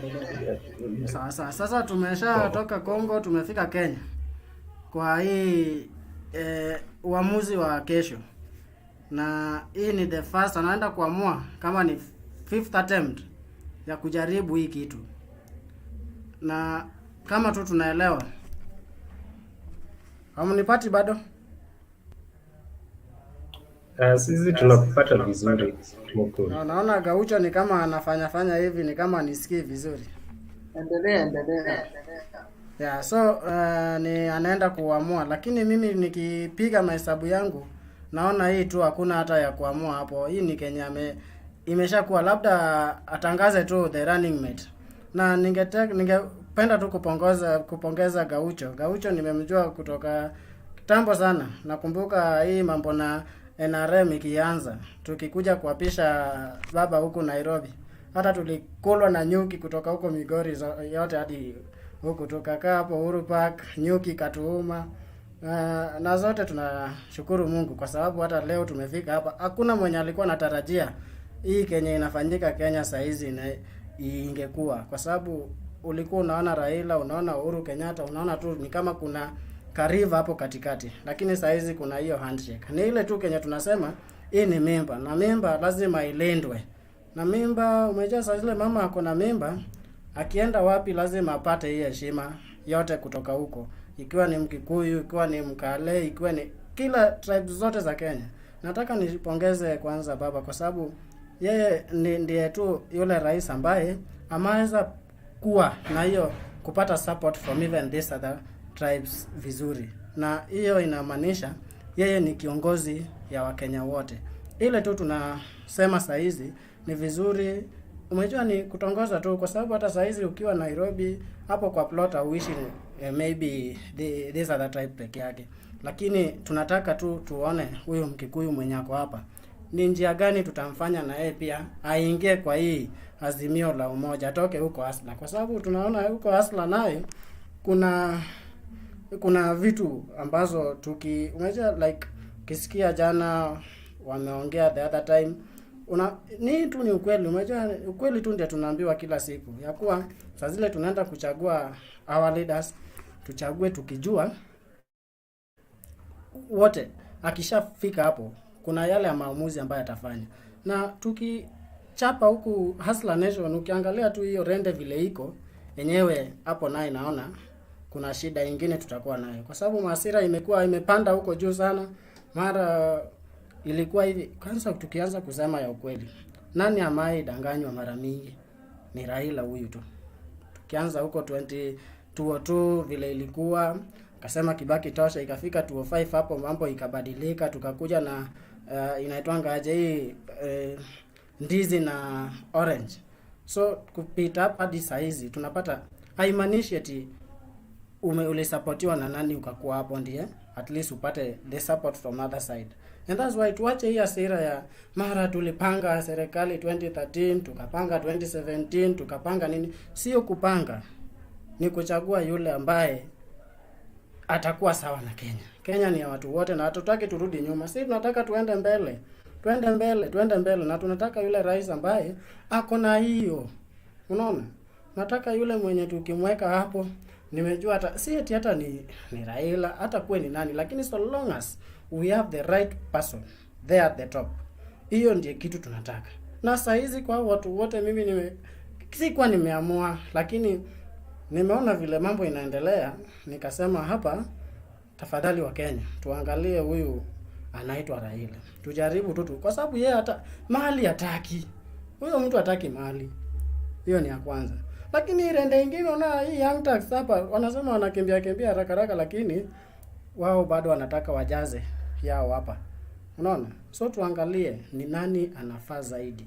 Unajua wote wanaweza kuwa wanafaa, lakini pia tunaangalia ni nani yule anafaa zaidi katika hiyo kiti. Ili Gaucho akiwa hapo kesho akizaa mtoto wake anaendelea hivyo. Hatutaki ile Gaucho akizaa mtoto anaona tu hii hata ni stress. Hata by the uchumi ya nchi mwenye atatengeneza hii uchumi na alinde katiba. Hiyo ndio the responsibility of a president. Alinde katiba, uchumi pia alinde hapo, na lazima tuangalie hiyo vizuri. Tusipee tu yule mtu tukimpea hivi tunajua tu hapa naye tumempea kwa sababu hii mambo na hasira. Tusivuta according to hasira yenye iko. Hasira inakuanga ni hasara baadaye. So tuangalie, hata nimejua from nominations vile zitakuwa zinafanyika na Wakenya wako na hii tabia. Unapata nataka tu nipigie huyu ili nionyeshe huyu hasira yake. Hasira yangu ni mwekee. And then ukiangalia hata by elections zimefanyika. In as much as tunatakuwa na the right person, but hii mambo na hasira bado inaingilia hapo. So when it comes to next 2022 tukienda election, tafadhali inafaa tuangalie ni nani anafaa zaidi, mwenye atatuletea maendeleo, mwenye atachuna matunda mingi na tushibe. Gaucho, back to you. Mtembei. Okay, asante sana. Naona uko na swali, acha tuende kwa WG. Mtembe. Amjambo kila mmoja. Mnanisikiza? Kabisa. Asante. Nimefurahi sana kukutana na nyinyi watu wa nguvu, Bwana Mtembei. Sisi huwa tunakesha hapa hivi mpaka saa za asubuhi. Na tunaongea kabisa. Manake unajua huwezi jua kuna vitu tunasema hapa na pia tunafanya kadri ya ile nafasi ile ndogo tumepewa. Na hujui ya kwamba unaweza kuichukulia kirahisi, lakini unapata ya kwamba ina uzito kiasi fulani. Unaweza fikiria hii ni kuongea tu, lakini kupitia kwa Mtembei TV ambayo naamini inafika mbali, kuna uzito ambao ama ushawishi ambao unaweza kuwa unaongezea na kusaidia Kenya kuendelea, na pia kusaidia kuwezesha watu wafanye wakati kauli ya maana. Sababu vile tu huyo msemaji amesema, penye tunaelekea kama watu watacheza, huenda ikawa tunaweza kuwa katika hali ngumu sana siku za usoni kama watu hawatakuwa waangalifu. Na kwa hivyo pia ndio maana wengi wetu pia tunachukua fursa hiyo kadri ya uwezo wetu, ingawa ni ya kichini hapa, lakini kile ambacho kiko mkononi inatakikana watu watumie ili wa contribute, waweze kuchangia katika siasa ya maana katika nchi hii. Ninasema hivi kwa sababu kuna watu ambao wanafikiria ni lazima wawe viongozi, lazima uwe na cheo fulani kwenye party ama kwenye you know the parties, lakini katika kiwango chako hicho pale mashinani uangalie ni nini utafanya ili kuwezesha watu kukata kauli ambaye ina mwelekeo mwema, sababu yes. Haukuwa na swali kwa Gaucho? Ni kuzidi tu kumuongezea yale yenye alikuwa amesema, sababu huwa ninapenda mimi nataka muulize maswali. Watu wengi sana. Yes. Okay. Usilazimishe mtu kama ana swali. Nasema hivyo. Unataka tu niumizwe, maswali. Unajua ninasema hivyo sababu Gaucho ni mtu wa mitaa huko chini, na amekuwa katika kiwango hicho, hajakuwa shy, amekuwa akipigana katika hiyo kiwango, na ni sahihi actually ndiye anatafuta kiti kikubwa ya MCA, but amekuwa pale hivyo akitetea wananchi wa chini, na mimi nafikiria ninapendezwa na hiyo ni sana msimamo wake sana. Aendelee hivyo, tunamuombea ya kwamba aendelee kushikilia hapo, na kadri anavyoendelea juu, viongozi wengi wanakuwa wanashawishiwa na sasa vyeo pamoja na fedha, ikiendelea na hiyo makali yake yanarudi chini, hiyo ya utetezi. Isiwe hivyo Gaucho, wewe endelea hivyo na tunakuombea. Asante sana. Okay, sawa. Vincent. Yes. Uliza swali. Good evening, Mr. Mtembei. Also, good evening, Gaucho. Niko loyal comrade. Loyal.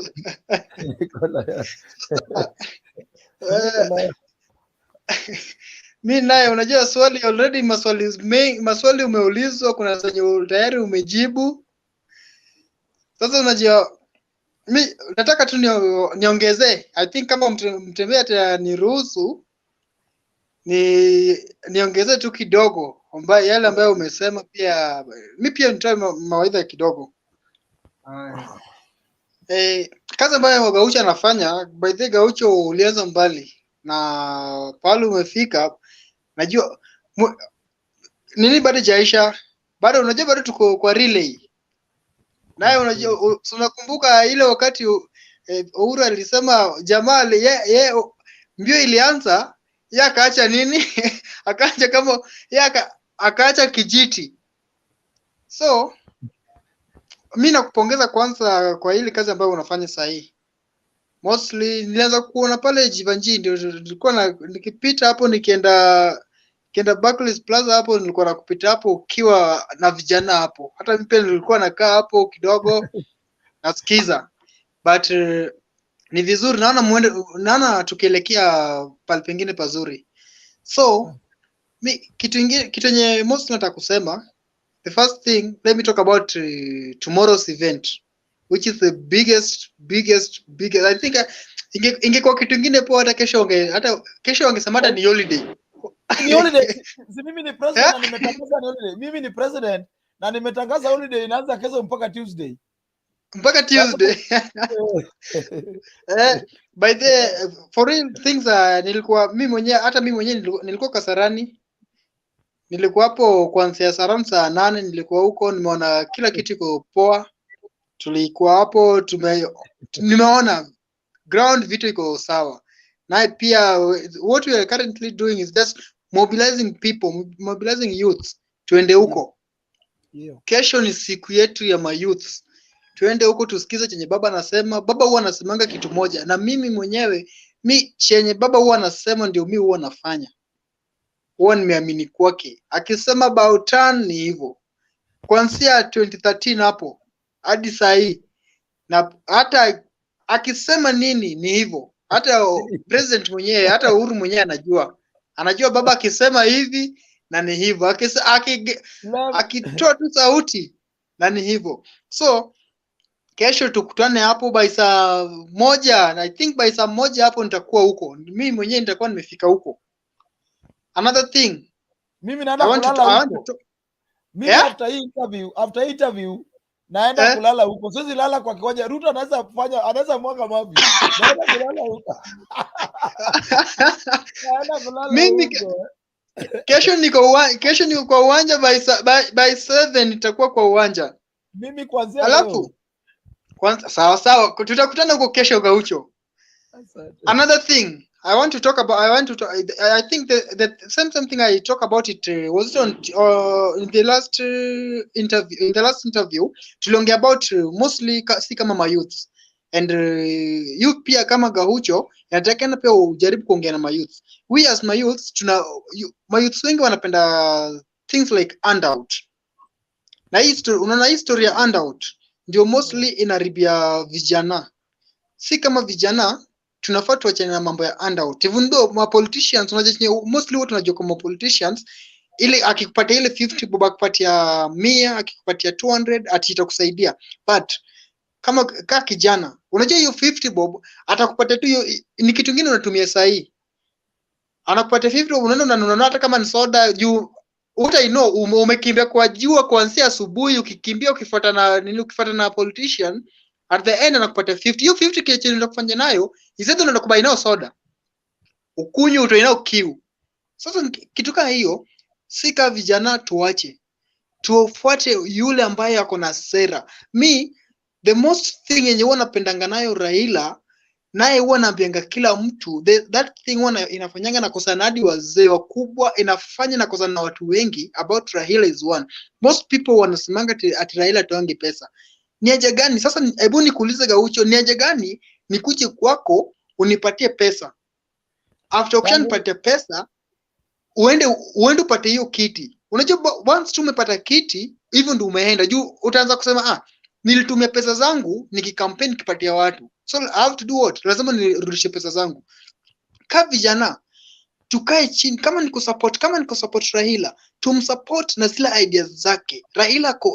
Baba has good ideas mostly to we as youths. Na chenye ile zile ideas zenye yako nazo sisi kama vijana tusichukue, tusifuate juu itakuwa ati siji tunataka tufuate siji stories za wheelbarrow, stories za mkokoteni, stories za nini. Ni acha gani uende mzazi wako akusomesha alafu baadaye unarudi unasukuma mkokoteni? Kwani hizo miaka zote zenye umekuwa ukifanya ukiwa shule ulikuwa unafundishwa stories za kusukuma mkokoteni? Si hivyo. So tufuate hizo za Raila anataka kama ni story ya polytechnic, enda pale upeleke polytechnic, TVET siko pale, enda pale usome. Kama ni mechanic, kama ni carpentry, soma utoke hapo, utoke na hiyo grade yako ya hizo na za TVET. Kuja nje. Hapa nje ukikuja najua utagava Yesu nini, lazima utapatiwa kazi. So tuachane na story ya handout. Handout ndio inaua mostly vijana. Na handout ndio inafanya vijana wanaenda wanapatiwa handout, wakishapatiwa handout wanarudi wanapiga kelele. Wanapiga tena hao viongozi wenye wamewapatia handout ndio tena wanarudi wanapiga kelele. Ya nini sasa? Alafu wakishaanza kupiga kelele waanza kusema mara ni watu wa Raila. Kwani na respect pia hapa very soon. Alado ilisema hiyo kitu, I think alisema hiyo kitu ilikuwa mwezi wa 9. But hapa mbeleni Raila pia sasa anafaa tufungulie. Vile wale wanatusi Raila. Hata si pia tutapenda mtu atusi Raila. Ikifika hapa mbeleni hatutakubali. Raila pia sasa atoe mayouths wake. We are soldiers of Raila. Hatutakubali ati mtu sijana atusi Raila. Hiyo mambo ya matusi itaisha. Naye hao viongozi wengine, hao wasijie kina Ruto, sijie kina nani, hizo stories zao za wheelbarrow ndio sijie nini, wapeleke mtu anafaa chukue wheelbarrow apelekee mtoto wake. Kuna time Boni Alole aliulizwa mambo ya wheelbarrow, mtoto wake aligraduate, msichana wake aligraduate, I think ni 1 month aligraduate hapa UN, akaitwa citizen interview. Bonia Lwale. Alikuwa karibu apigane kina Onyonka. Wakati ni Onyonka ama nani? Huyu ni wa Kisii. Onyonka na nani huyu mwingine anaitwa gavana wa Machakos. Alikuwa karibu wapigane. Jesus aliulizwa. Sasa ndio hiyo mtoto wake amegraduate. So sasa hebu chukua Wilbur umpatie pia aende sukuma. Alishindwa hata kujibu. Sasa sisi kama vijana tunafaa tukatae vitu kama hizo. Mtu akikuja enda pale, kama unaenda rally, sikiza zile ideas za huyo jamaa. Kama ideas ni sawa, hiyo ni poa. But kama ideas ni mbaya, wawachana nini? Stories za siji mtu unataka kwa nini vijana kutumia vijana vibaya. This time Gaucho tusikubali. Hatutakubali mostly in Nairobi. Hatutakubali ati mtu akuja atumie vijana vibaya. Hiyo naye tumekataa. Naye baba anafaa tutumbie mapema. Hatutakubali. Mimi watu wanitumii na kitu kama ni mbaya nitajistuka nafanya. Mimi nasema iko watu hawezi nitumia. Lakini kwa dunia hii mtu anaweza sema ya kwamba ananitumia ni Yesu Kristo na Raila Odinga. Au na wanitumii na pigana ili niingie Kanani. Niingie Kanani ya Raila na niingie ya Yesu. Hiyo wanitumii. Lakini kwa wabunge MCAs wawezi nitumia kwa sababu hakuna kitu yote wasaifanya kwenye hii. Raila Odinga amepigania Kenya hii, amekaa ndani kuliko baba yangu, hakuna kitu alinifanyia maana. Baba yangu kitu alifanya maana ni kunyorosha mama yangu na kuleta dunia hii. Kutoka hapo aliniwacha. Lakini Raila Odinga amenishughulikia kuliko baba yangu kunizaa. So mimi nahaji youth lazima kesho tukue Kasarani na wengine walale kwa sababu tunasikia Ruto ameenda kwa siwe line. Amwage mavi huko, tulaleni huko. Yeah. So vijana wasitumike lakini Raila Odinga atutumii. Aya, so Gaucho leo Ruto akiwa Makueni ametusi sana wale viongozi wa Mount Kenya wenye wako almost kuendorse baba. Anasema yeye hataki endorsement ya watu kama hao. Au watu wa Mount Kenya, do you think kuna kitu atasaidia baba naye? Unajua unaweza, that's why ni kama mimi upande apart from Mount Kenya nikiongelea hata Gideon Moi kwa hiyo oka, mimi nahitaji Gideon Moi kujoin Raila Odinga than Mudavadi ama Wetangula. Mtu wa pili nataka ajoin Raila Odinga ni Kalonzo Musyoka. Kwa sababu Kalonzo hana pesa but ako na watu ambao wanamwamini. Unaona? Gideon anaweza kosa watu but ako na pesa ya kuleta watu. Lakini Mudavadi hana watu na hana pesa ya kuleta watu. Wetangula hana pesa na hana nini ya kuleta nini. So mimi hata nasindwa, in fact kukosa kukuja. Tunaomba wakuje.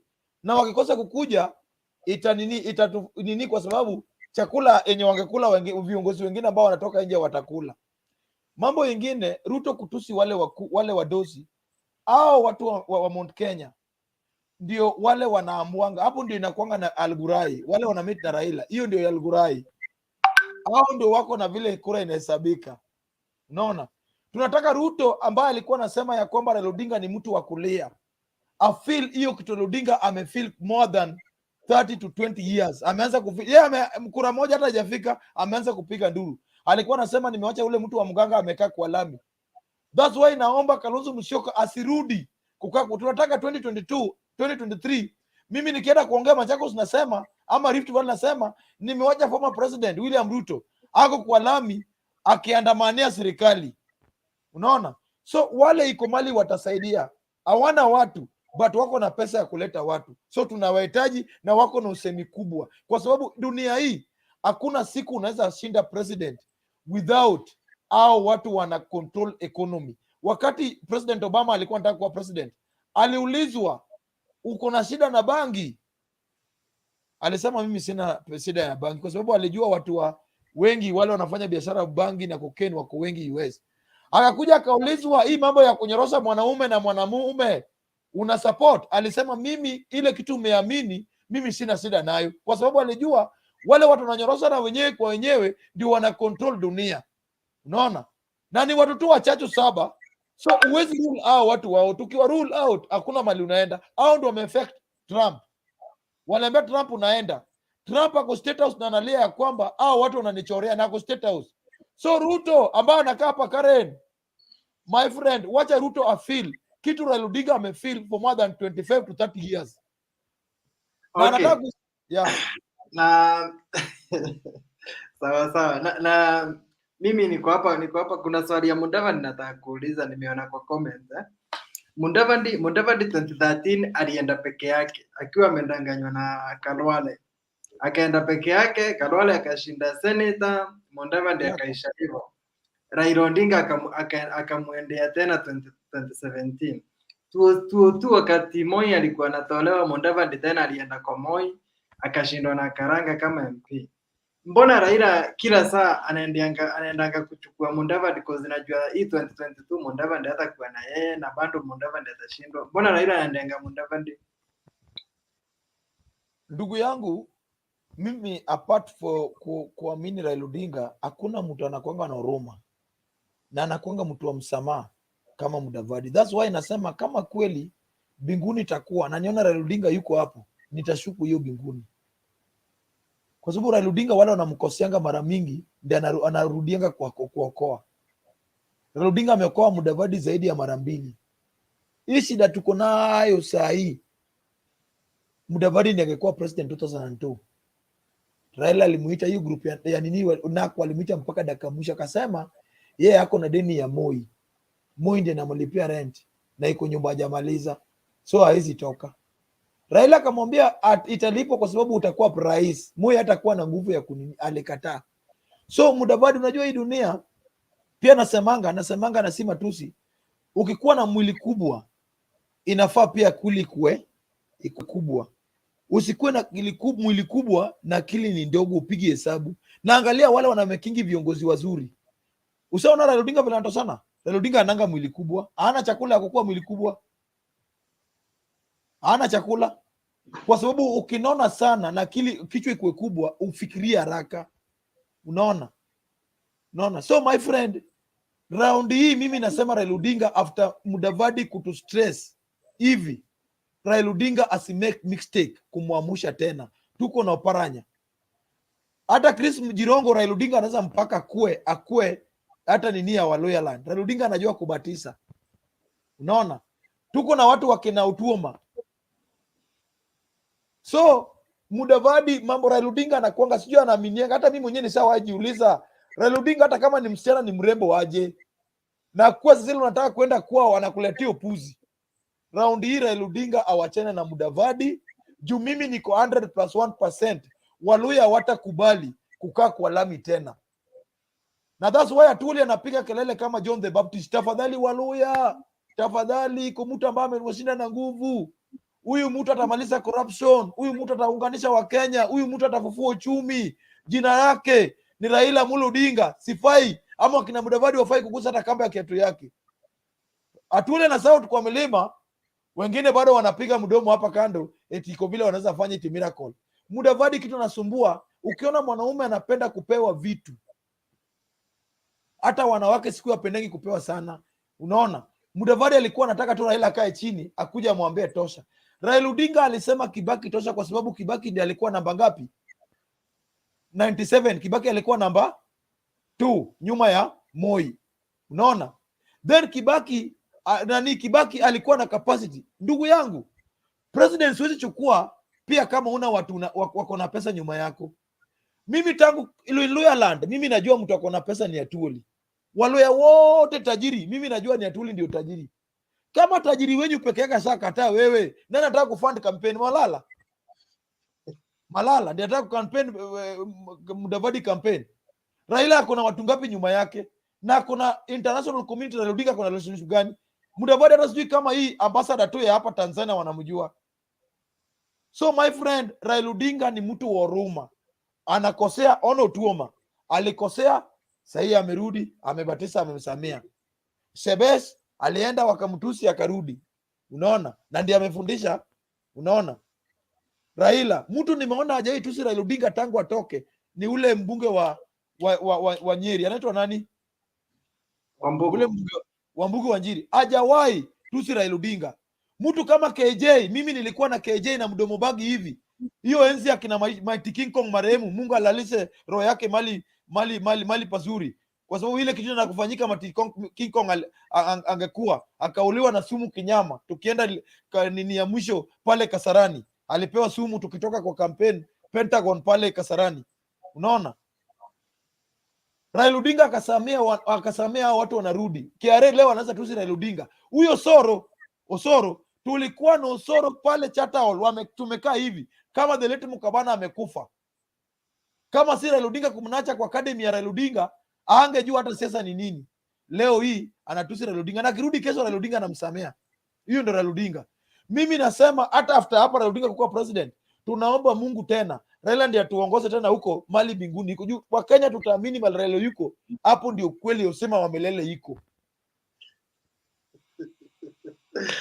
Okay. Na huyu tuko na mwingine hapa mnaitanga principal. Mimi nashangaa huwa mnamuita principal aje Wetangula. Wetangula ni mtu anatafuta pesa. Yeye anadanganyanga Mudavadi.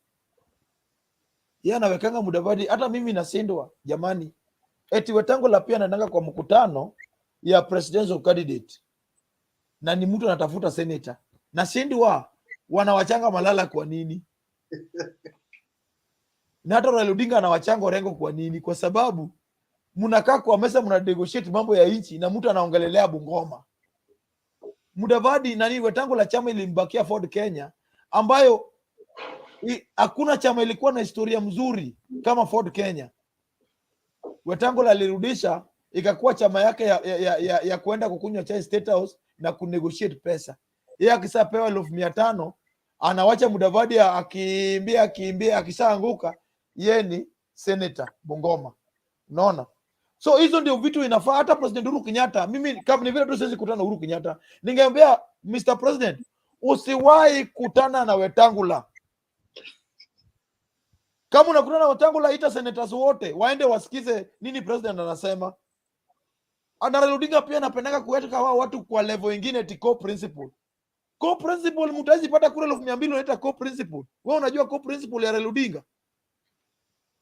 Ya pili, Mudavadi anataka kwenda kujifanye eti yako na watu. My friend, presidential candidate kusema on your mark, lazima ukue kama na kura kidogo, ukue na 3.5 million ama 4 million yako. Hujatafuta running mate yako peke yako, lazima upige on your mark 3 or 4 something million, then unataka kutafuta running mate anakuja na milioni ngapi?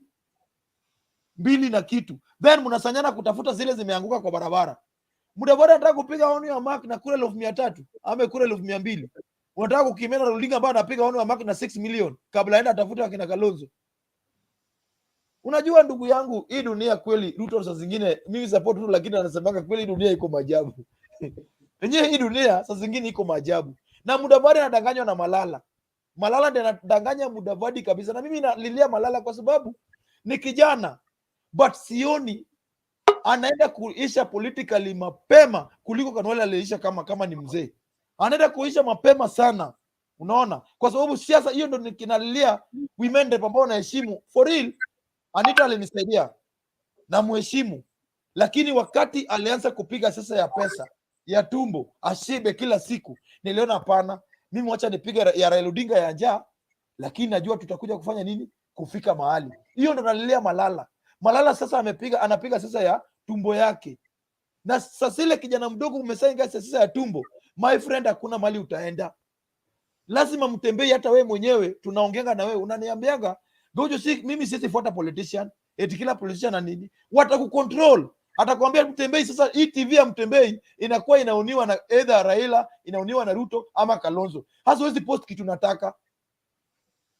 Na ndio hii channel watu wanaiona, hata watu wa Oda wanaona, watu wa Kalonzo wanaona, kwa sababu unawekanga kila mtu. Hii fai kukweti ya mtu, na hiyo ndio kitu ukianza tu kukontroliwa na tumbo. Hii channel itakuwa ni Orange Democratic, Azimio la Umoja Mtembei. Ama itakuwa Asla Nelson, kazi ni kazi Mtembei. Unaona? Lakini umeiweka ikakuwa nini? Ukishakuwa na principle yako, watu watakuogopa. Mtembei. Mimi hautawahi pata Gaucho nimeanga kwa gari ya mtu. Hivi ni ngumu. Hautapata mimi Gaucho eti naenda kwa mheshimiwa fulani namwambia, unajua ule Mtembei akupendi, huyo mtu Mtembei anakuanga hivi na hivi. Sasa ile alafu anaamuka na kupea 1000 ngapi? 200 ama amekupea 100, kesho huwezi ongea kitu mbaya juu yake kwa sababu anakuona. Ukisema kuwa huwezi oniwa na mtu, hiyo ndio kitu imesaidia Raila Odinga mpaka leo. Raila Odinga amenifundisha mambo ya stand na kukaa na njaa. Kama ingekuwa ni watu wanashiba, my friend, Raila Odinga angepigana mpaka leo. Ona, unawacha bibi yako 9 good years, mama Ida anafukuzwa mpaka kwa nyumba.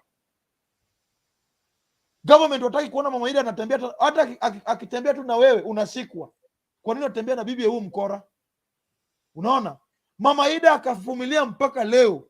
Ndio maana nasema, mimi nasemanga ni vile tu sina uwezo, lakini siku nitakuwa kwa parliament ama nitakuwa kwa MCA, lazima counties ipitishe mswada ya kimba kila county inafaa ilipe Raila Odinga, kwa sababu hii idea ya governor yeye ndiye alileta. Ule mtu alileta nini? Alileta idea ya computer, iko pesa nalipwa every month. Ule alileta nini? Idea ya bulb, iko pesa nalipwa. Kwa nini Raila Odinga kila county isibebe 100 million ipeleke kwa milima pale? Kwa sababu ni idea yake, inafaa kulie. Unaona, watu wanatusi Raila. Ruto tangu akue kwa serikali ajaleta mswada gani? Hakuna. Asaleta nini? Wakenya wana nini? Hakuna. Sasa hii ende waambie Ruto, ulisema serikali ni ya majimbo, Raila anataka kugawa watu. Sasa tunataka counties za governor za Rift Valley ibaniwe. Atakubali? Hatakubali. Na alisema ya kwamba Raila Odinga anataka wanawake na wanaume na wanaume waoane. Mimi sijaona Ruto akisema ya kwamba tangu constitution ya 2010 ipite, mimi Ruto nimekatiwa na wanaume 3 na 4 nimenyorosha na 5 wameninyorosha. Hajawahi tuambia. Na alikuwa anasema ya kwamba Raila Odinga anataka wanaume na wanaume waoane. So that's why mimi nasema Wakenya wanafaa wa support Raila Odinga, kwa sababu na stand. Na mimi naambia vijana, please, ili to make Mtembei, hata wewe umake hii TV yako ende mbele, lazima ukubali kuteseka na lazima ukubali kukaa njaa, then to achieve. Lakini ukikubali kushiba, hata wale mademu wanataka kushiba kila mahali, akula chipa mito, apeleko kwa pizza, dakika mwisho wanamalizanga aje? Kama sio mimba, jua ikimpiga na tetemeka tu, kwa sababu amepigwa na watu wengi kadhaa. Lazima ukuwe na respect yako. Na hiyo ndio imenisaidia Gaucho. That's why wengine wanipendi, kwa sababu Gaucho huwezi hita hivi na achukue tu pesa. Hiyo ni kitu niliambiwa na Miguna, nikaambiwa na Odinga, na nikapita kwa shule ya mama Ida. Okay, Wekesa, uliza Gaucho maswali tuko almost kumalizia. Gaucho, nimeona couple uende. Let me ask you a few, maybe I make a few comments here. Because you are in my party and I appreciate what you are doing. Mimi ni Baba Damu. We have been with Baba since 2002 and I've never changed my mind. But yes, my concerns were from what Joe was saying. Just 1 or 2, 3 things, because I've had people argue that watu wenye huharibia Baba votes ni supporters wake. The things we say and in other words, kuna vitu zinaitwa administrative that we need to talk in the boardroom and not in a campaign rally. My thinking will be like, umekuja hapa kukambainia Baba, and whatever hiccups are there, whether they are party differences, the way they are administering, those can be talked behind the scene. Because yeah, I have seen you quote quite a number of scriptures. Let me quote these. You need to be your brother's keeper. Kuna people who are, Baba is onboarding, and he's very careful. If you look at how Baba is campaigning on Mount Kenya, he's not going abrasively, he's going very carefully, because he knows how delicate the relationship has been. Now you can imagine these new people are coming on board and they hear what we are discussing and they wonder, is this the place I need to be? So while I appreciate the advice for the people and how they have been handling, and maybe there are those who are joyriding, but at the end of the day, when people cast the vote, we never select and say, hii kura inakaa ni mtu huyu haukuwa 100% sure for Baba, we alikuwa 90% sure. All votes are casted on one, and we count all the votes, whether you were 50% not sure, 50% sure. And okay, there is also an incident where in football where you can play 90 minutes, but somebody come at the 95th minute, your extra time, and he scores. So we should also not be very to square na issue sana na new people coming. At the end of the day, we are looking for votes. Those other things tutaachia Baba in his own wisdom carry out administrative functions. That is my take. Sijui vile unaichukua.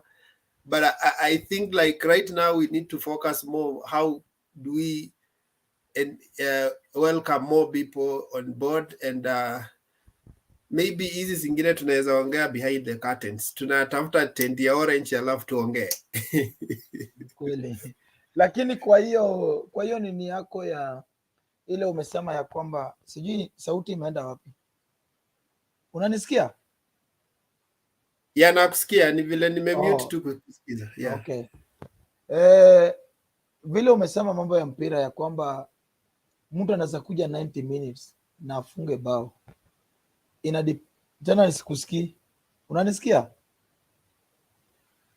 Sikusikii. Ni wewe unaongea. Me I'm listening to you, uko clear kabisa, endelea. Mimi ndio sikuwa nakusikia. Sasa kulingana hiyo nini umetoa ya ball, unaweza mtu anazinga 90 minutes lakini kwa yako fresh na ana injury ya ankle. Uwezi funga bao na uko na injury ya ankle. Sasa wengine wamekuja tayari wako na injury na utatarajia aje afunge nini? Then kwa football, engine ya football si kufunga, ni midfield na supply ball. Na kama watu wana supply ball hawakwangi mtu wa striker wenyu, so watapeana blind ball. Au watapeana blind ball. So hatuwezi kubali midfield. Unajua midfield ikiharibika na defense, hata kama striker ni mzuri aje, mtapigwa. Na the same time, uwezi niambia kwamba ukichezea FC Barcelona ama unachezea Gor Mahia, lakini kwa nyumba unashindanga na wewe ni player wa Gor Mahia, lakini kwako unashindanga na nguo ya FC. Ukitoka hivi unashinda uko na nguo ya Gor Mahia, lakini ukifika kwako na dress yako ni nguo ya FC. Gani unapenda? Ile hiyo nguo watu wanakuona nao nje ama unalala nao kwa bedroom. So hiyo ndio tunajaribu kusema ya kwamba wacha ni flip this way nani Gaucho. Kuna hii timu Baba, kuna timu kulikuwa na timu Uhuru, kuna saizi timu Ruto. Have you ever seen supporters who are, in fact, one of the people we admire in Mount Kenya? Mount Kenya, you will never hear them talk about their candidates.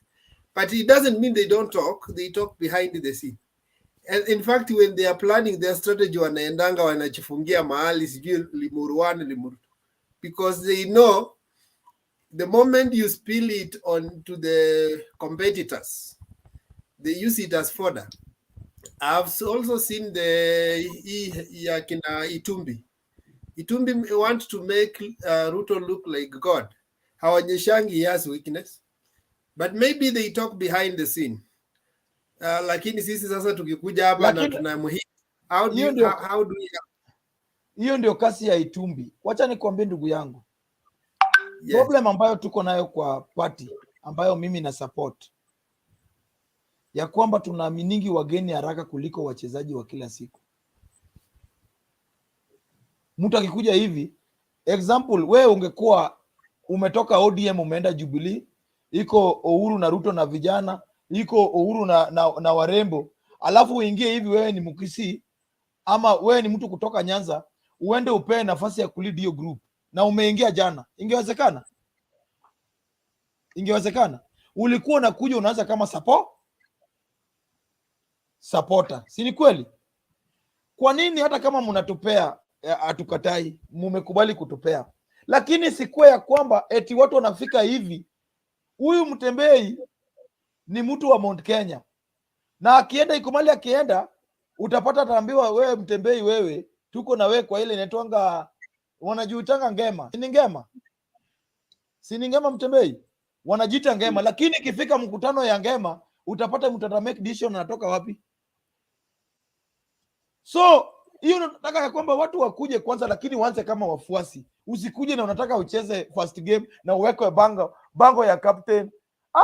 Jamani, tuende tu pole pole. Mtu aingie kwangu na tena nataka kulala bed. Do you remember the remarks of Junet, how ilileta issues, and it was just in fact ilikuwa humor, but do you see how people picked it? Ila alisema nyinyi mmekuwa na serikali so mkae kama guests, you know, ilileta issues. Lakini kwa mtu, wacha nikuambie, ile kwa mtu mjinga ndilileta issue. Mimi Gaucho kuleta issue kwa sababu gani? Junet alirifaa kulingana na ile kitu watu walikuwa na discuss pale. Wale walikuwa nasema hivi ya kwamba Wakisii walikuwa kisimama, jamii ya Wakisii walikuwa kisimama, wanasema baba, ukichukua hii president usisahau Ongeri na usisahau not Ongeri, ule anaitwa nani, ule governor wa Kisii anaitwa nani, mali nani anachukua mali Simba Rati anataka kuchukua Ongwai. Usisahau Ongwai na usisahau Matiang'i. Usisahau Ongwai na usisahau jamii ya Kisii. Ndio Junet alikuwa na rifaia wa Kisii ya kwamba nyinyi mnalea kwa nini na serikali inakuwa yenyu. Watu wengine wakina Mtai Kagwe watakuwa tu watu wa kupita. Hebu nikuulize, Moses Kuria na kina Ruto na kina Kipchumba wa Murkomen walisema mara ngapi serikali ni yao? Kwa nini sisi mnatupea tumeweka kwa kona usiongee, ukiongea umeharibu? Wakina Kuria walikuwa nasema aje? Hata President Uhuru Kenyatta siku wakati alisema tutakula nyama na mnaangalia. Kwa nini hiyo kwa hizo? Hii tu mtu anasema ni mmeweka balloon. Watu supportena wewe, tuacheni mambo na balloon mingi my friend. Sasa mtu amekupea chakula, the same time usiende choo na the same time usinyambe. Sasa nini anakupea sasa kuache? My friend. Hiyo mimi si Junet sikuona kama ni kitu kubwa. Sikuona kama ni kitu kubwa. Okay, Gaucho nimekuletea Dula ho hapa, ni anakuanga president wa Ruto, ni pointman wa Ruto in the whole world. Unaweza uliza Gaucho maswali mheshimiwa. Thank you Mtembei, mnanisikia kwanza? Yes. Okay. Sasa Gaucho, pole sana, unaona umetoa story mingi sana. Nilikuwa na follow up kutoka kwa YouTube, ikanibidi nikuje huku. Yaani ODM, mimi ni mtu wa UDA, lakini ni follower ya Mtembei TV. Mtembei TV na inashughulikia watu wote. Ni kama TV yako iko on, kuna background. Zima mic zima tap. Sasa sikia.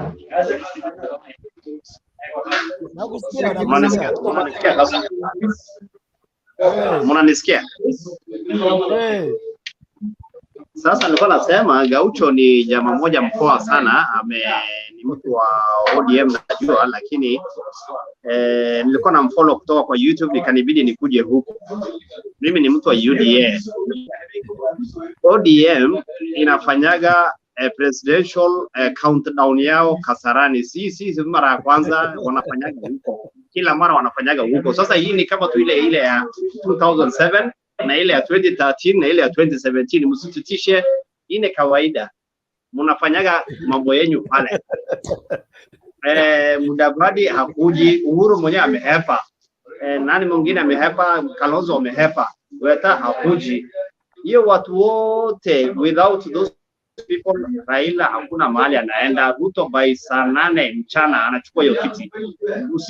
Haina haja kupiga kelele hapo, utaumia hapo, utapoteza sauti. Pole sana. Sasa ndugu yangu, kabla uende, halo, sikusikii. Nasema usipoteze tu sauti. Mimi yake nakuonea huruma. Naona your friend hapa anaitwa nani, huyu mzee mwingine ako hapo hivyo, yeye mwenyewe anakutetea na mahali mnaenda. Twende pole. Unajua kitu napendanga watu wa Ruto. First wanakonga watu wamechanganyikiwa. Watu wa Ruto wanaongea, wanafanya interview na wamefungua TV wajione kwa TV. Hawaamini. No. Sio hivyo. Wanaona ni kama serikali inaweza wakatia wakose kuonekana iko TV. Sio hivyo. Sasa nataka nikuambie hivi ndugu yangu. Sauti tena umekata, sikusikii. Mimi uzuri hata sikujua eti president wa Ruto, kama sikosei, we ni Msomali ama Borana, ambao ni simeji yangu. Kuna watu wanakonga straight kuliko wa Somali na Borana, kini sana sana Somali. Ndugu yangu, hakuna mtu alitetea wa Somali wakati waliambiwa wakae Kasarani kama si Raila Odinga.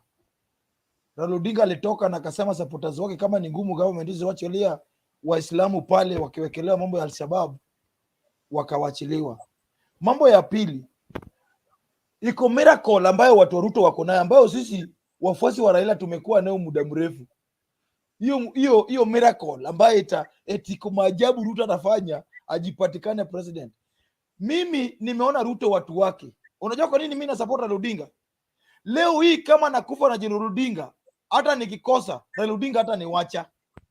Lakini Ruto wewe ambao unampigania hivyo, sasa hivi usemekana wewe ni sababu kitu Ruto atakupea verse ya kwamba eti ile weapon ambayo itakuja mbele yako iko verse anatumianga ya weapon, hata ikuwe mara ngapi, madui hata ukikuja ngapi, kila mtu ataenda na njia yake. Hiyo ndio verse alisomea Waititu, hiyo ndio verse alisomea Sonko kwa fence, hiyo ndio verse alisomea Maura.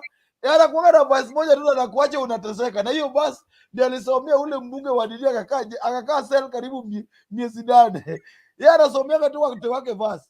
Raila Odinga kama wewe ni mtu wake ukikosa na anajua nini, alisomea mpaka Ombado pia alisomea hiyo verse. Hiyo verse yake moja tu. Raila Odinga hata kusomea verse, atakuja yeye mwenyewe mpaka hapo. Unaona? So my friend, mimi nataka nikuambie ndugu yangu, kwa sababu hakuna watu wamehangaika na hakuna watu sahihi. Economy ya Kenya tumetegemea kuliko wa Somali na Wakikuyu na Wameru. Na Wakisii wametupiga hapo kidogo. Hata kama wanauza miwa na mina hii na maji, lakini na hizi gari za kwenda Rongai na kuanga na Kunguni, lakini wako na biashara wametuelemea. Sisi tuna control politics. Mimi nataka nikuambie ndugu yangu, mali unaenda ni balloon unauziwa. Wewe sasa vile una shingo hivi, hii shingo inaweza sukuma mkokoteni? Iko Msomali anasukuma mkokoteni nini isili? Hakuna. Unaona? My friend, hakuna mtu anaweza inua economy ya Kenya kama si Raila Odinga. Na kama unatakia kama unataka government mzuri ni Raila. Kwa sababu gani? Hakuna government ambayo imedhulumu Waislamu, imedhulumu wa Somali kuliko ya wakati Uhuru na Ruto waliungana. Hakuna serikali mbaya ambayo imeua vijana Dandora, Korokocho na Kenya hii mzima in the name ya kwamba ni serikali ya vijana kama si ya Uhuru na Ruto. My friend, nataka nikuambie, hii ndio wakati ambayo vijana, mimi na wewe, lazima tuangalie future ya watoto wetu. Kwa sababu gani? Every election Ruto alisema ya kwamba hii serikali ni ya vijana. Ikifika vijana waliunda hiyo serikali hivi, hakuna watu waleuliwa na wakajaa. Ukienda Ndaswera wale wamejaa ni vijana. Wale wanaumia kwa sababu ya kukosa kazi ni vijana. Wale wanasikwa kwa sababu ya mask ya shilingi 10 na wanaenda ndani wanapigwa bonda, hana pesa kutoka, ni vijana. This time round ule mtu anakuanga na agenda ya vijana without kuangalia tribe na kabila ni Raila Odinga. Hebu nikuulize, Uhuru Ruto waliunda serikali. Ruto pande yake alipea Wanandi wote, alipea watu wa Rift Valley kutoka wote. President Uhuru Kenyatta ndiye alichanganya. My friend, mimi naona una shungu, hata una mkono ya kusukuma wheelbarrow. Kuja pande hii tukuweke kwa salary ya 6,000 na tukutafutie juu pia unaonekana sura yako ni sura umekaa umesoma kidogo, tupange wewe my friend. So hii mambo ya kuninie tiko, hakuna maajabu na William Ruto. Sisi tunangoja kukuwa Raila Odinga president vile Waislamu wanangoja Mwenyezi Mungu, na kuna watu wanakuanga Gaucho, mimi naona Mtembei anacheka tu, anakusikiza tu, wewe unaongea hapa, unatoa sauti, unaumia, na anajua Mount Kenya hawatakupatia hata kura kidogo. Wewe Mtembei, wacha kutesa huyu jamaa hivi bwana. Mtembei jamaa atapiga kelele hapo, harani. Mtembei. Yes, Austin. Gaucho. Tafadhali, just a minute. Asante. Mtembei, thank you so much for giving me this chance. I welcome Dalahau. Mr. Dalahau, can you hear me? Anakusikia. Yes, yes, I can hear you. I can hear you. Thank you so very much. You know, at the end of the day, we are both Kenyans. And therefore, if we are having a talk, we should have a sober talk. It is not going to be who loses and who wins. But the truth will always remain that there must be a winner, but there will be no loser. Because the fact is we are all Kenyans. Mr. Dalahau, I want to bring this one thing into your knowledge,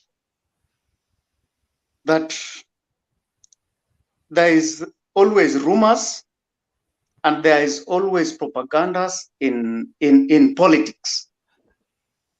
But as young as we are, I don't want to say as young as you are because I don't know how young or old you are.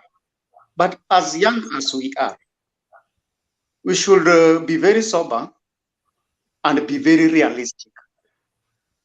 It is not about where I come from or which presidential candidate who comes near me or from the region I am should I support. But withdraw yourself from the shoes of your locality and place yourself into what Kenya needs. Before I come with my presidential candidate, I should ask myself, what does the nation needs?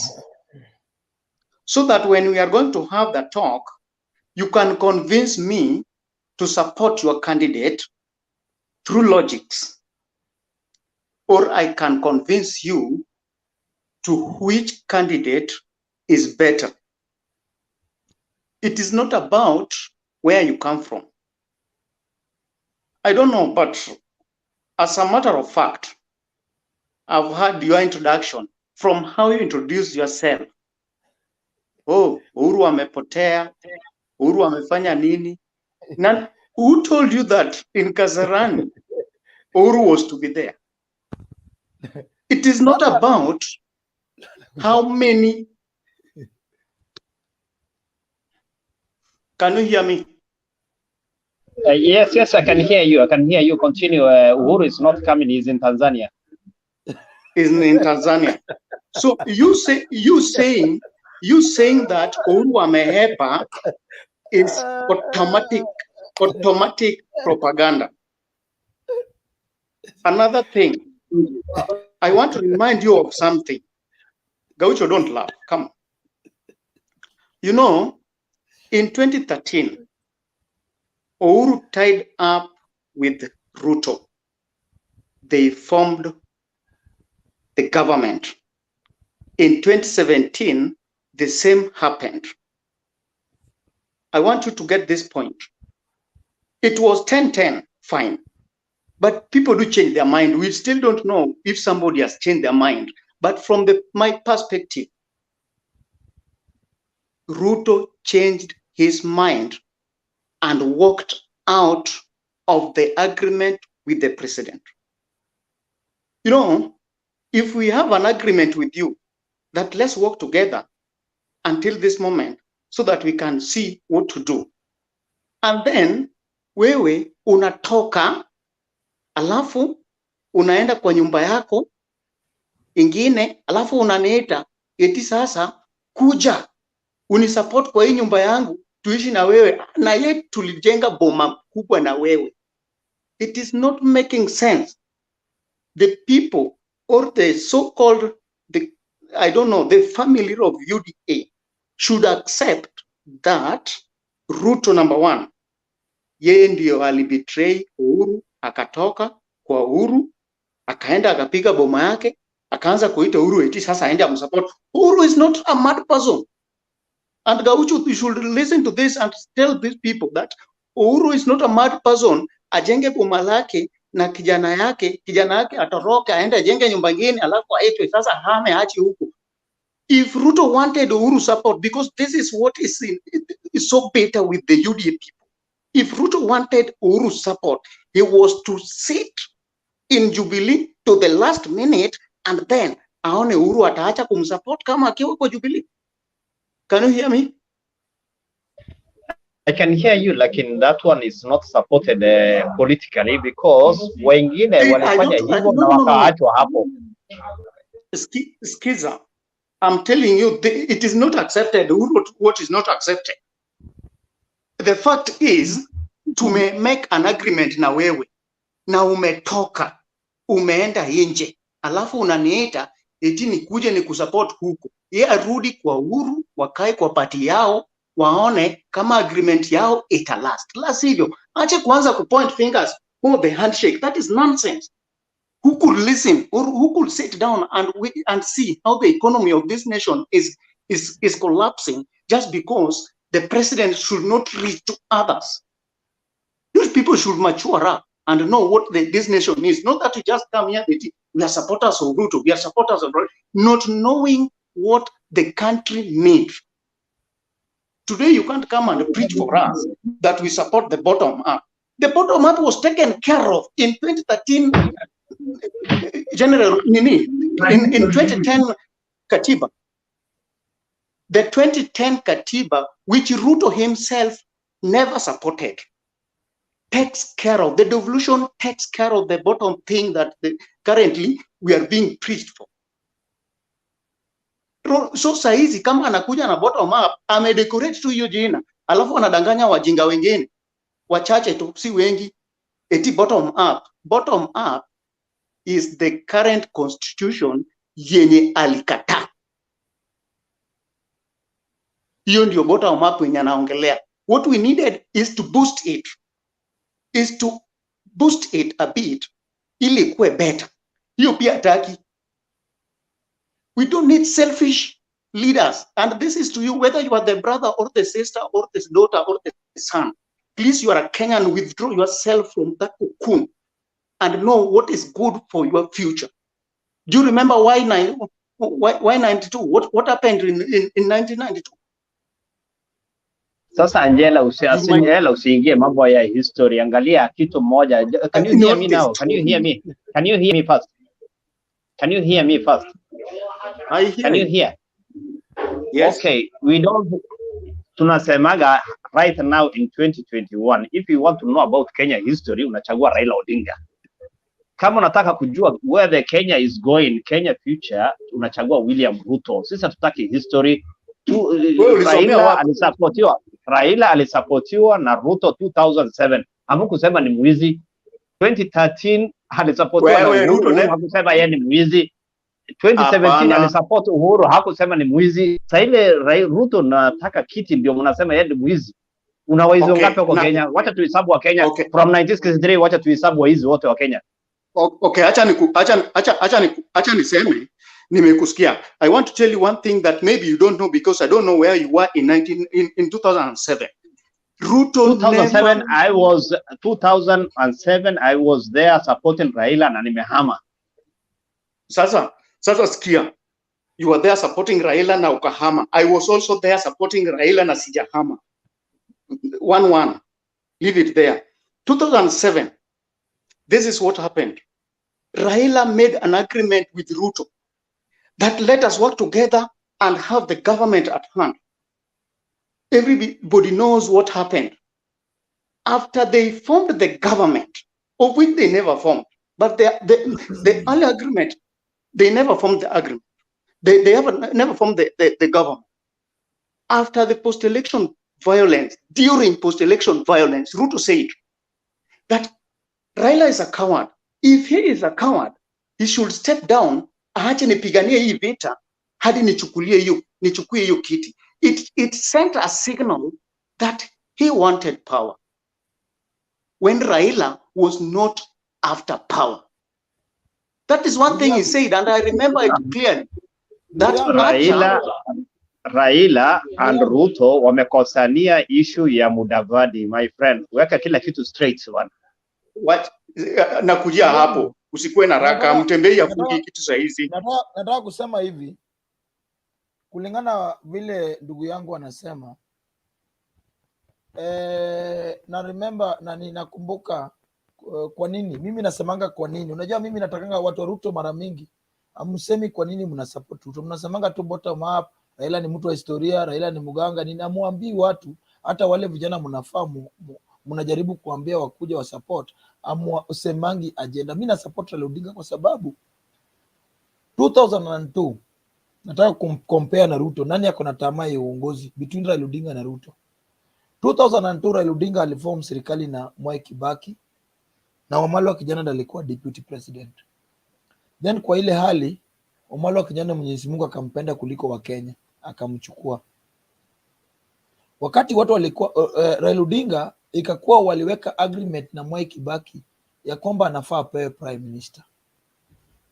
Wakati ile agreement alipewa na wale wakaona ya kwamba wasibadilisha constitution, Raila Odinga aliitwa State House na kaambiwa ya kwamba juu wewe ndio ulisema mimi ni tosha na ukanisaidia campaign, kama mimi ni kiwete hata private party yangu haiwezi simama, kuja tukupee deputy president au tukupee vice president. Ndio kukuwa na deputy president, vice president, wacha tukupee vice president. Raila Odinga akasema hapana, ukitaka kujua huyu jamaa ajipendi na anaangalianga mbele, aliambia wale watu hapana, mimi hiyo vice president sisi chukua, endeni mtafute either Mudawuri kutoka kwa jamii ya Waluya na Bukusu, juu nikichukua haitakuwa kitu poa. Ile agreement tuliweka, mimi nitangoja ile prime minister ambayo tuliahidiana na kina Charity Ngilu. Mwai Kibaki wakachukua mudi ya Uhuru, akakuwa deputy president wa akakuwa vice president wa Mwai Kibaki.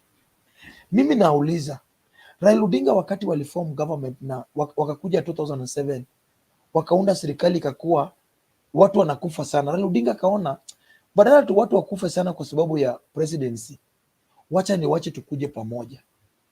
Raila akasema ya kwamba wacha tukue na prime minister, deputy prime minister na nini.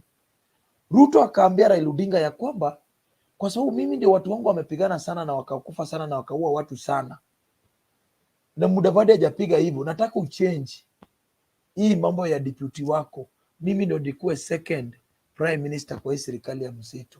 Raila akamwambia hapana, tuliagree ya kwamba Mudavadi ndiye anakuwa. Ruto alimwambia nilileta vote mingi, si ati niliua watu, nilileta vote mingi. Sasa Raila akakataa hiyo, wakaenda Kasarani. Ruto akasema mimi ndio nileta vote mingi na niliua watu wengi na watu wangu wengi wameshikwa, nataka nikuwe deputy party leader wako. Raila akasema hapana, vile tulienda kutoka Pentagon, huyu ndiye alikuwa deputy wangu, lazima nimalize na yeye. Ruto akasema hapana, kama ni hivyo munipee secretary general. Raila akasema hapana, wacha niwapee deputy party leader, mkue wangapi? Wawili, vile amefanya Joe na Oparanya. Raila Odinga angekuwa kama Ruto. That's why nilikuwa nasema hata sahii wale wanakaa karibu na Raila Odinga lazima tuwachunguze, kwa sababu Ruto ako angry, anataka power. Anataka power, na wale wanasupport Ruto wengi ni watu mnajua wanauzanga masufuria bandia, wanaleta mpaka mbusi bandia huko kwenyu, hata ngamia bandia wanaleta huko, na State House itakuwa mpaka itauzwa vitu bandia kwa State House. We ndugu yangu, unataka Kenya ambayo Msomali tajiri kama ule Sheikh sijui Abdadir ule aliuziwa na wetangu la kifuli fake, na nyinyi ni Waislamu, Muislamu mwenzako anatolewa huko anakuja kunyang'anywa State House na mtu kama wewe anakuwa president kwa masaa. Sisi William Ruto hakuna kitu anaweza kutufanya sisi. We are part and parcel of Kenya. Tuko na kwetu, wako na kwao. Tuko na vote zetu, wako na vote zao. Tuko na watu moto kuliko hao. Hakuna kitu anatufanya sisi. Hiyo usidanganywe hivyo. Lakini one thing is, ambaye point moja muhimu uliongea ni Ruto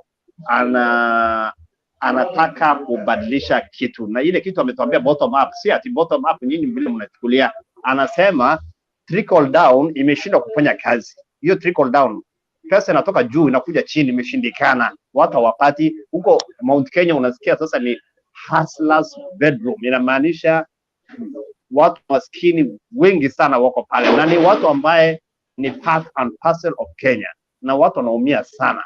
Kwa nini wanaumia sana? Because kuna wajamaa wamekalia hiyo kiti yao ati wanaitwa Mount Kenya Foundation, wanakula huko juu na watu wanaumia huko chini. Ruto akaambia hii pesa kama ifiki, mimi nitaenda niichukue na niilete.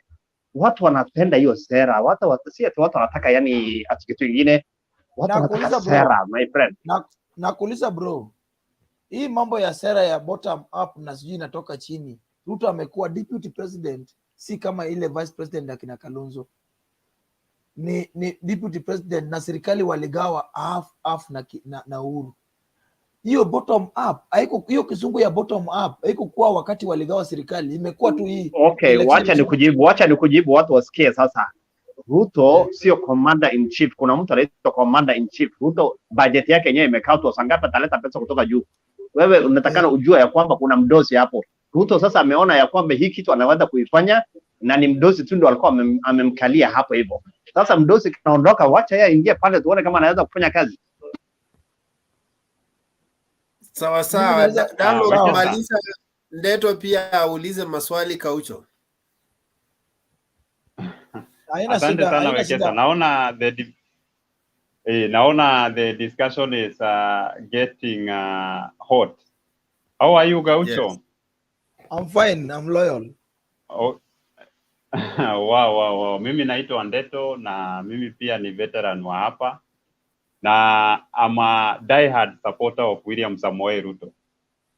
You know, I'm happy to meet you. Naona you really support one Raila Amolo Odinga, and I respect him so much. But the areas I would like also clarification and also understanding, because the way you are deconstructing the UDA concept of forming the next government, I do not think that those are your opinions. I don't think that is what is true. Reason being, you have tried to analyze the journey between Raila Amolo Odinga and one William Samoei Ruto. You have shown us how they were together in the Pentagon, and even by default, they found themselves in the Nusumkata government, of which we know what happened. They parted ways. Then from there, 2013, Ruto wakajoin Uhuru. Now up today, Ruto is in the government. And tomorrow, I've listened to you explaining how Baba is planning to convey maybe his strategy to State House. Mimi nashangaa hivi Gaucho. I think these people do not talk with a lot of authority that Baba is the next president. Hii ni kwa sababu I've been following what is happening on the ground. Now let me tell you, both these people, they are strong mobilizers. And this is evident wherever you find them. Now you cannot ignore William Samoei Ruto. The way nimesikia unaelezea anaitwa Dalaho, unamwambia ati Ruto will be previously my name was Wariahe. Okay. This Waliahe. So, you know, I find it so odd when you say that when you challenge Waliahe, if maybe people from his community are awaiting Ruto to distribute mikokoteni and wheelbarrows, and as an elite, I believe you understand that the wheelbarrow and mkokoteni you are saying, those are political symbols. They symbolize how majority of us Kenyans, our situation economically, like we are not able, that you see something like a wheelbarrow, it is used in every household. So the way you are saying, I'm not really getting. So what is this that Raila Amolo Odinga, whom you have given his successes, what is this you think he will come to do different? And now that they are together with one Uhuru Muigai Kenyatta, mwenye ameondoka kidogo ili apate convention imeisha. So what is this that you think these people will do different from William Samoei Ruto? Because I know William Samoei Ruto, he is a person who is well doing in business. He is a person who is a shrewd kind of a manager. He is a person who can handle a lot of things, and also he has influence. So, and if he will be the next government, I even do not see Raila Odinga becoming an opposition leader because he is too old for the task. What would you say? Okay, first bro, ulianza na kizungu vizuri, sikujua unajua Kiswahili na ukaelezea vizuri na kizungu, then hapo katikati ukarudi kwa Kiswahili.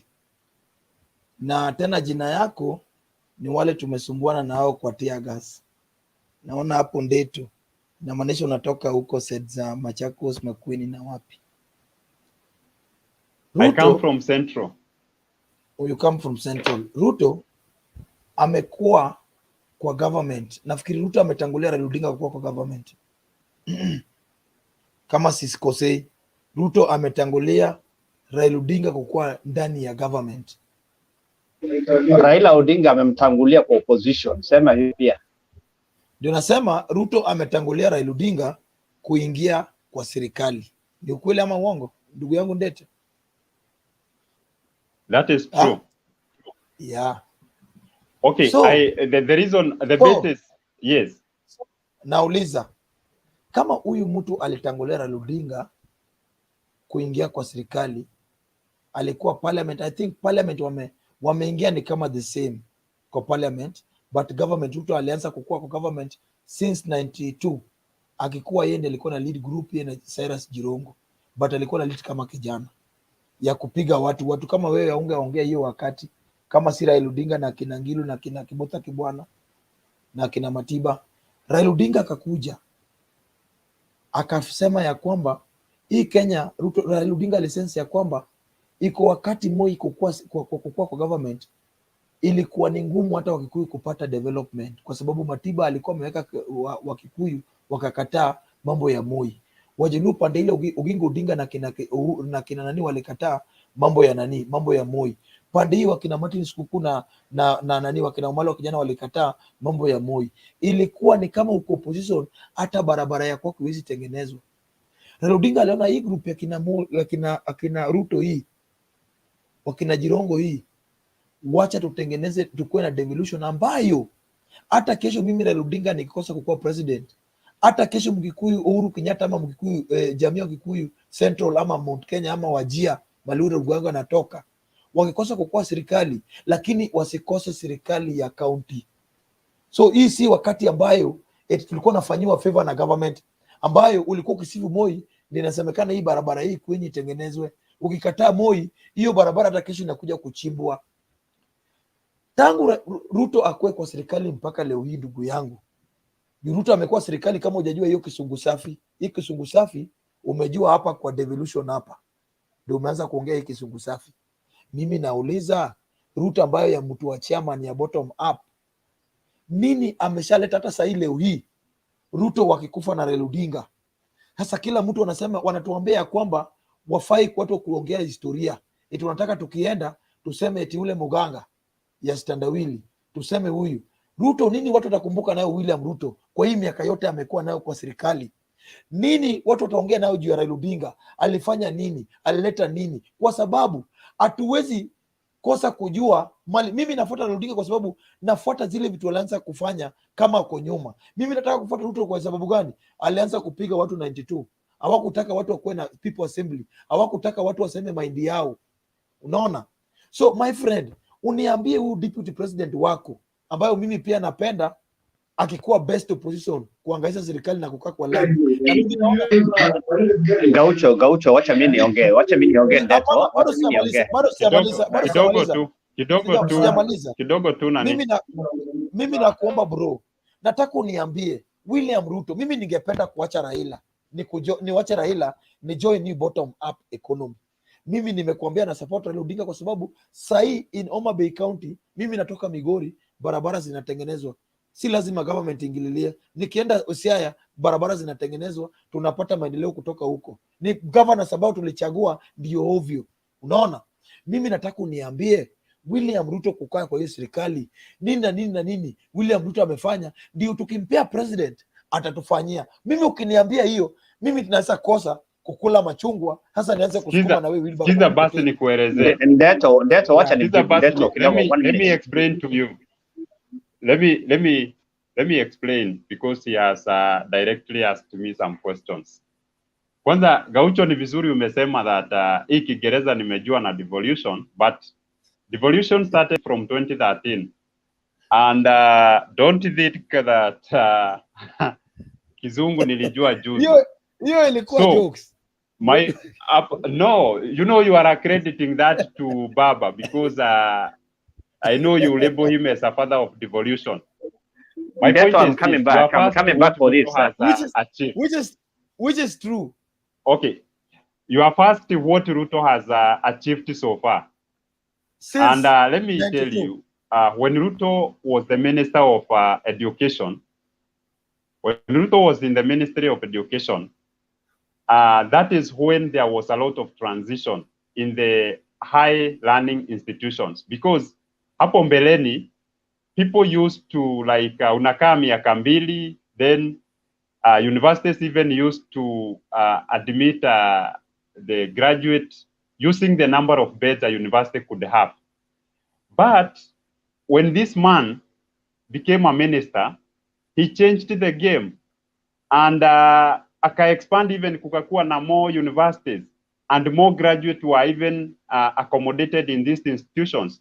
Na hii story ya kukaa home for 2 years iliisha, na hadi wa leo very many young people are benefiting from that program where we are having a lot of graduates every year. Another thing, unasema that Ruto even got into the government before one Raila Odinga. Let me remind you, in 1982, the reason why Raila was detained ni kwa sababu they wanted to like overturn the government.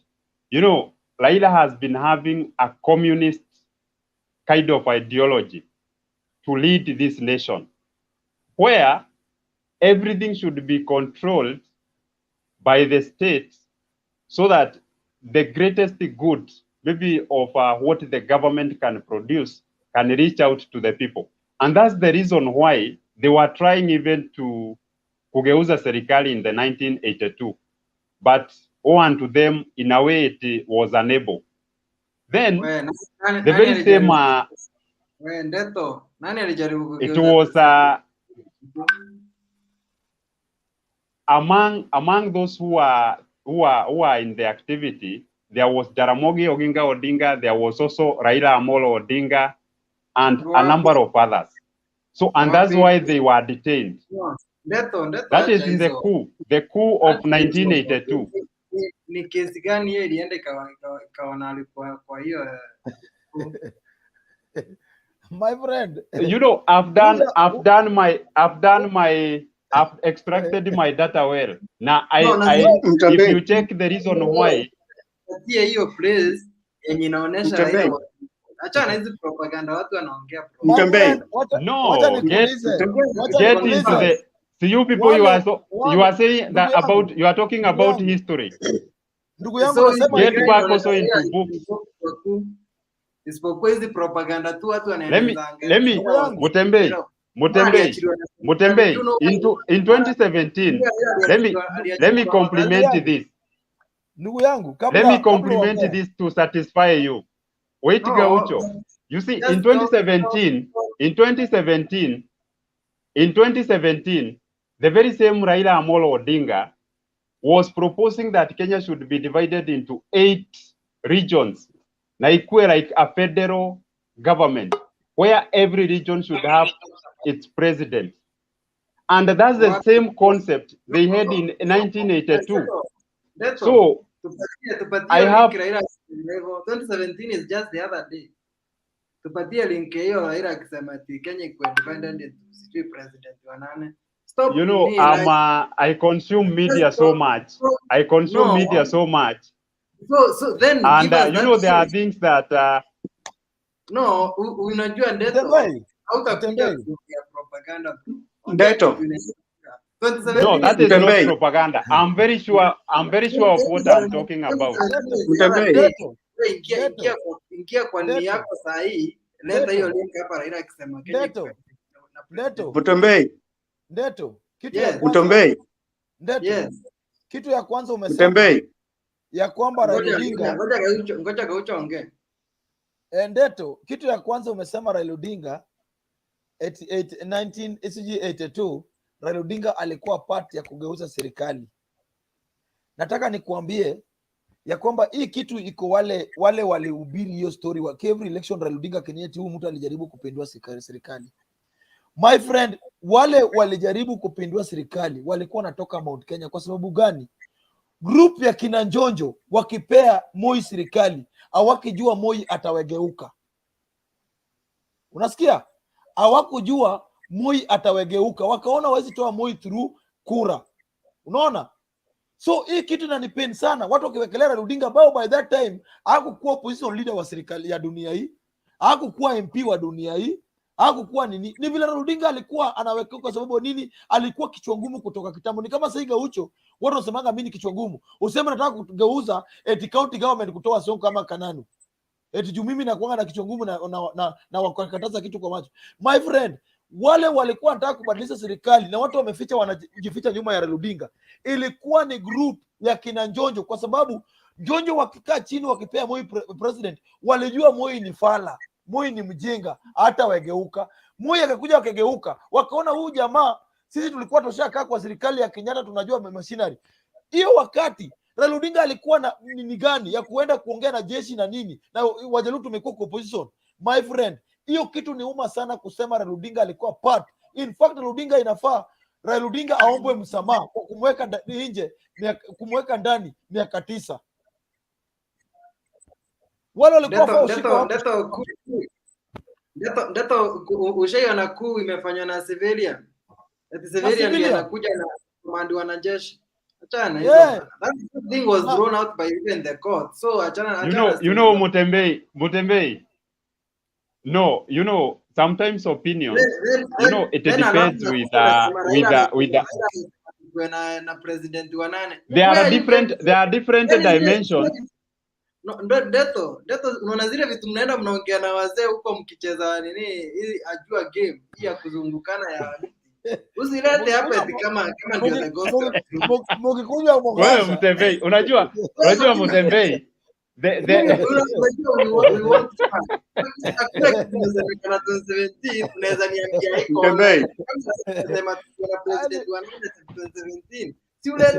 Nikuulize Mutembei, let me ask you a question. Huyu Raila in 2017 si umekataa, umesema hakuwa anapendekeza the government to be divided into 8 regions which should have a wait. Are you aware that a leader, let me not even coin anyone, a certain leader was influencing his followers? Listen, just listen. You know where the truth is?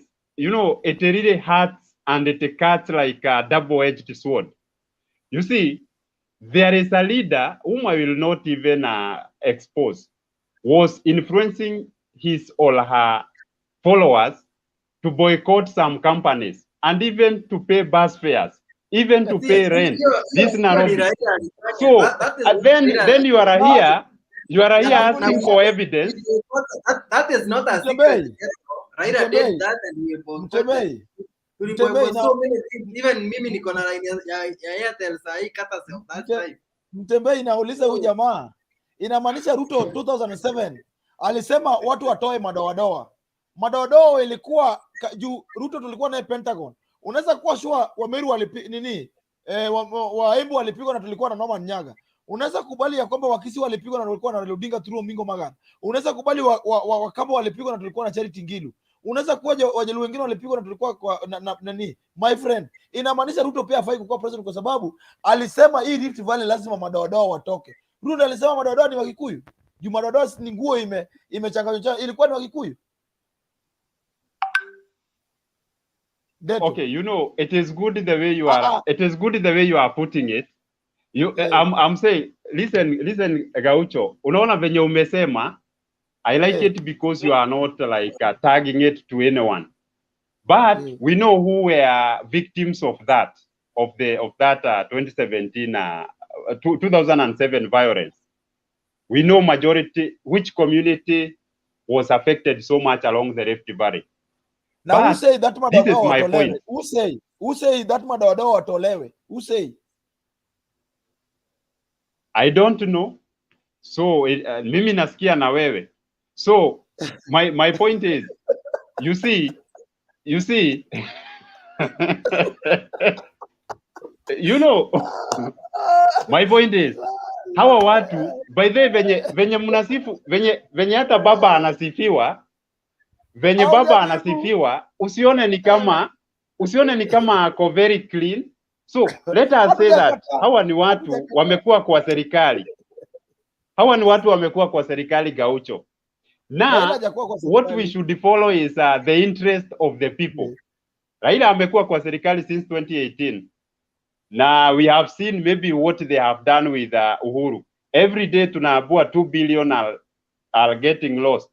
So, I wonder, why is it not even like taken to the right organization, right agencies, like the DCI or such? My point is this. The two, like tomorrow, you know, I'm really awaiting.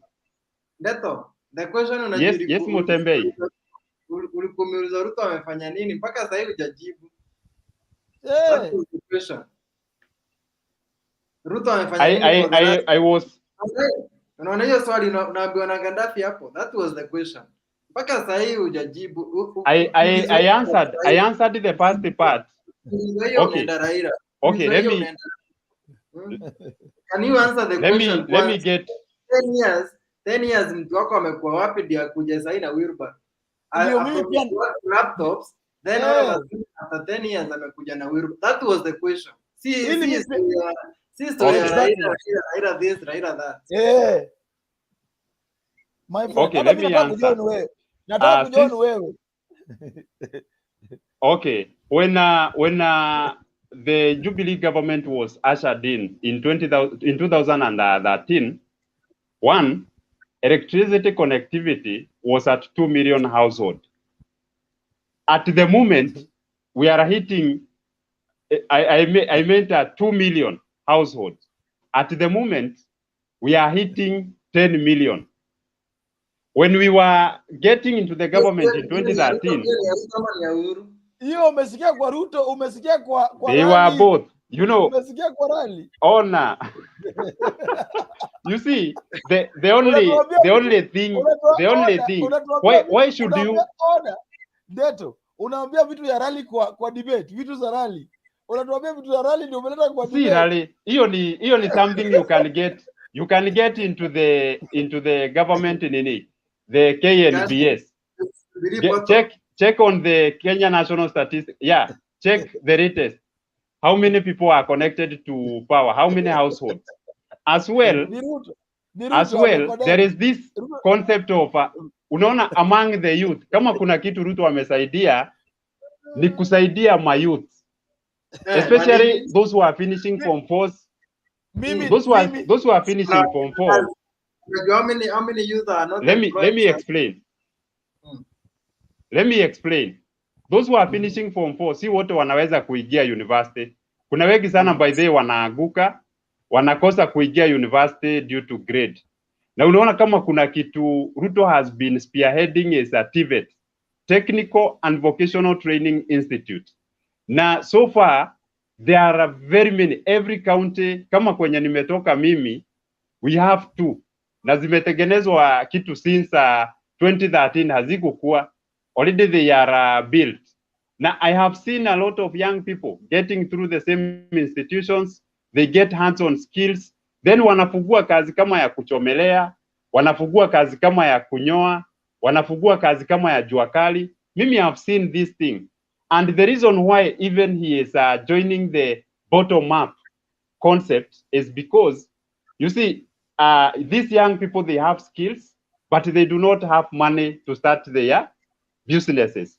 So if the government can increase the kitty, the one for youth fund, if it is expanded, in a way, it will reach out to very many young people. Ghetto, And that's Ghetto, why one DP, yes, Ghetto.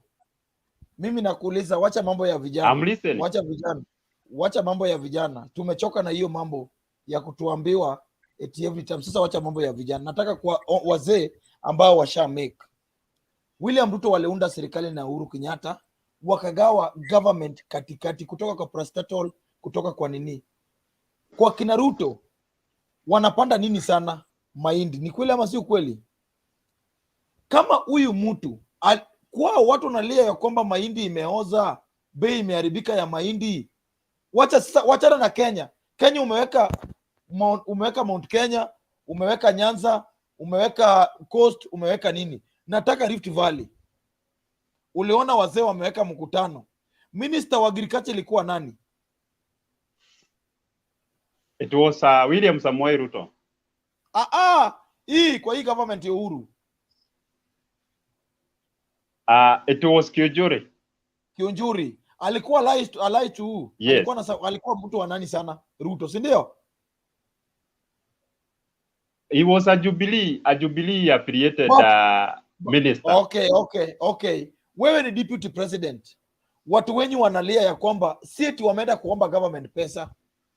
Wanataka government wawapee nafasi ya kutafuta market ya mahindi yao. Ruto anatoa, walisema vizuri, William Ruto na timu ya kina Murkomen wanatoa mahindi kutoka nje kukuja kuuza bei ya juu. Yao imekwama kwa shamba. So kama huyu mtu haana haja na watu wao, wewe ndeto na hii kizungu yako na hii nywele umeweka kama Orengo zamani, huyu mtu atakuwa na haja na wewe na aje? Gaucho, there is something I would like also to refute propaganda, because if for sure the maize you are saying, if for sure the maize you are saying it was imported by William Samoei Ruto, you know, we have various bodies to regulate, kama the one that regulates cereals. Okay, then there are also independent bodies or institutions in Kenya which should do investigation. Then if you are held accountable or culpable of something, of an offense, you are taken through the right process. But if you tell Kenyans that, you know, there is these allegations about William Samoei Ruto and Kipchumba Murkomen, then I wonder how perforated our judicial system and also our DCI, those people who do the investigation are. Are you telling us that the president is presiding over a government that is corrupt? Ghetto, my friend. Yes. Nimeona umeshindwa kutuambia vitu Ruto amefanya since aingie kwa serikali. Mimi nataka nikuambie kwa nini mimi nafuata Raila Odinga. Ili juu mimi nimengoja ili nikujoin, lakini umeshindwa kuniambia. Sasa mimi nataka kuambia kwa nini na support Raila na kwa nini naaji vijana wa support Raila Odinga. Na movie yoyote Raila Odinga amemake, mimi nitakubali. Hata leo hii aseme Gaucho ni Kalonzo, najua hiyo ni right move. Raila akisema leo hakuna uchaguzi tuzipige kura, sitapiga mpaka yangu. Unaona? Kwa sababu ya nini? Naamini Raila Odinga. Kitu ya kwanza, in 1997 after Raila Odinga losing election, Raila Odinga alijoin Moi. Watu walilalamika ya kwamba Raila Odinga amesaliti jamii ya Wajaluo. Kwa sababu hiyo wakati LDP ama NDP ilikuwa na supportiwa na majority of Luos. Raila Odinga kujoin Moi ndio tulipata Kisumu City. Tukapata Kisumu City kwa kujoin. Angalia move ya Raila. Kujoin Moi tulipata Kisumu City. After that tukakuja tukaunda Raila Odinga akakuja kusema Kibaki tosha. Kusema Kibaki tosha, hapo ndio tukaanza kupata mabarabara mpaka nyinyi jamii kutoka Mount Kenya. Raila Odinga akaona nyinyi ni waizi sana, nyinyi ni wakora sana, mukiiba Nairobi mnapata jam mkirudi kwenyu, ili mpeleke pesa rakaraka Murang'a, Kiambu na wapi, wacha ni wajengee Thika super highway. Wakati Raila Odinga alikuwa anajenga, mulisema Raila Odinga haana haja na Wakikuyu, amekuja kuharibu mali ya Wakikuyu kwa sababu Wajaluo wana nyumba. Unakumbuka Nakumatt ikibomolewa, ile ilikuwa super hapo Thika Road ikibomolewa, mulisema Wajaluo hawana nyumba, huyu mtu anakuja kufanya nini? Kubomoa mali yetu. Leo hii munaita hiyo barabara vibaya sana, eti Thika super highway, badala muite Raila Amolo Odinga super highway. Unaona? Kwani ilitengenezwa na pesa ya nani, Gaucho? Idea ilikuwa ya nani? Kwani ilikuwa pesa ya nani? Idea ilikuwa ya nani? Idea, tunaangalia idea ilitoka kwa nani? Mimi nakuambia kwa nini na support Raila Odinga. Tukapata mabarabara kwa serikali ambayo Ruto walikuwa kasi yao wakina Jirongo nilikuwa ni kuchota pesa. Mwai Kibaki na wakati na Raila Odinga tukakuwa na mabarabara, tukaanza kukua na nini, na investors wakaanza kukuja Kenya. Tukaenda 2007. Mimi naongea apart from kuongea kama Mkenya, naongea kama sasa Mjaka. Sisi Wajaluo tulikuwa tumedharuliwa sana. Hata kutongoza msichana Mukisi ilikuwa shida, kwa sababu ilikuwa nasemekana tujatairi, hatufai kutongoza msichana au na mtu hajatairi. Nyachai aliweka Wajaluo na Wakisi wanapigana kila siku. Raila akakuja, tukakuja wakakataa mambo ya Kibaki, tukaenda ndisi na no na yes, banana na chungwa, na tukajiona Uhuru na Ruto kwa opposition. Raila akakuja, wakaenda tukashinda yes, tukashinda watu wa yes. Raila akafuswa kwa serikali. Raila akakuja akatuweka mara ya kwanza, watu walistuka ya kwamba kumbe KE anaweza simama president. Raila Odinga akakuja akasimama president, tukaenda serikali ya nusu mkate. Hiyo nusu mkate hiyo ndio ikafanya barabara za kwetu ikaanza kutengenezwa, barabara za Kisii ikaanza kutengeneza. Raila Odinga akaona hapana, hii serikali ya nusu mkate tukikuwa hivi, kesho tunaweza rudi kwa opposition, na ili watu wetu wasiumie, wacha tukuje na constitution ya 2010 ambayo kiongozi wenyu William Ruto na pasta yake wa Margaret Wanjiru, ukisoma Biblia, manabii wa zamani walikuwa wanaona kitu ya mbali, ndio walikuwa wanaambia watu kama mvua itanyesha ama itanyesha. Margaret Wanjiru alishindwa kuona devolution ni nini, ambayo sasa hii anataka governor ya Nairobi, na walikuwa wanazunguka na Biblia ya kwamba Raila Odinga anataka kuleta mwanaume na mwanaume kunyoroshana. Si Ruto alisema hiyo akikampeni? Yeye hajaambia Wakenya wangapi wamemkatia kwa njia na wangapi yeye ameshughulikia, hajatuambia. Raila Odinga akaleta constitution ambayo sasa hii tuko na Murang'a County, tuko na Kiambu County, tuko na Kisumu County, tuko na Mombasa County, ili watu wa Mombasa walikuwa wamedharuliwa la kwamba lazima wangoje mananasi yaanguke, wacha mananasi yaanguke na isiletwe hiyo county ya huki shughulike. Kitambo si tunatengeneza samaki ama nini, eti kampuni ya kubwa ya samaki iko Nyeri,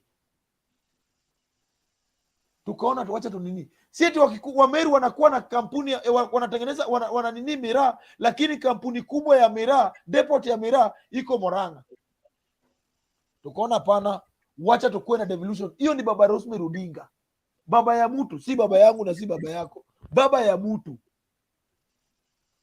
The same baba ya mtu ndiye alisema hapana, hii group ya kina Ruto wawache kuleta youth wingers, wale walikuwa napiga watu. Sijui mimi nilikuja Nairobi nikawapata, ndugu yangu bibi yako alikuwa kukushtaki kwa Youth for KANU. Afadhali wakupate kama uko industry usajifunga. Juu ile kupiga watakupiga na mtu si serikali. Raila Odinga ndiye alimaliza hii. Tukakuja sasa hii movement ya Raila Odinga. Raila Odinga akakuja 2013. 2017 Raila akanyang'anywa kura. Akakuja handshake. Watu wakasema Raila Odinga ameolewa. Akabaki na Junet Mohamed. Watu wakasema, mpaka Wajaluo wetu wengine walisema Ruto amefanya, Raila Odinga amefanya nini? Ameisha. Saa hii ndio hiyo stadium Kisumu inajengwa, port ndio inajengwa, wale Wajaluo wale wanakuwa na Kiswahili nyingi Mombasa, waende waongee hiyo Kiswahili nyingi yao port ya Kisumu. Unaona hii mambo ya handshake ya Raila Odinga na nini na Uhuru Muigai Kenyatta ndio imefanya leo hii Nairobi ilikuwa isharika, kwa sababu huyo jamaa wa bottom up economy, yeye ndiye alipea watu Sonko Nairobi. Bottom up, uiname usimame, akaleta nayo Sonko Nairobi. Bottom up akaleta nayo Kiambu. Hebu angalia Kiambu na Nairobi, nafikiri revenue yao si wajawachana sana. Unachukua mtu kama Waititu unaweka governor Kiambu, unachukua mtu kama Sonko unaweka governor nini Nairobi, kwa sababu ya self interest yake. Aangalii mbele. President Uhuru Kenyatta hakutaka nani Sonko, alikuwa anataka Peter Kenneth ama basi Evans Kidera rudi, lakini Ruto alikuwa anaangalia ukue mjenga, uongoze watu werevu ambao wako na pesa. Yeye bora amechukua yake na anaangalia vision yake na 2022, hakuangalia Nairobi na Kiambu ni kubwa. Unaona, akauma Kabogo na akauma Kidera. Gaucho, my friend, Gaucho, mimi nataka kumwambie hii unaona hii kisungu yako kisimelt, hii kisungu yako isimelt iishe, ndugu yangu. To support Raila Odinga. Gaucho ya bottom up, wachana nayo. Gaucho, naona kuna mahali unaguzia watu ambao hatufai hata kushidanilia na wao. Unajua kama Sonko kumuigiza kusema ati Ruto alimpropose.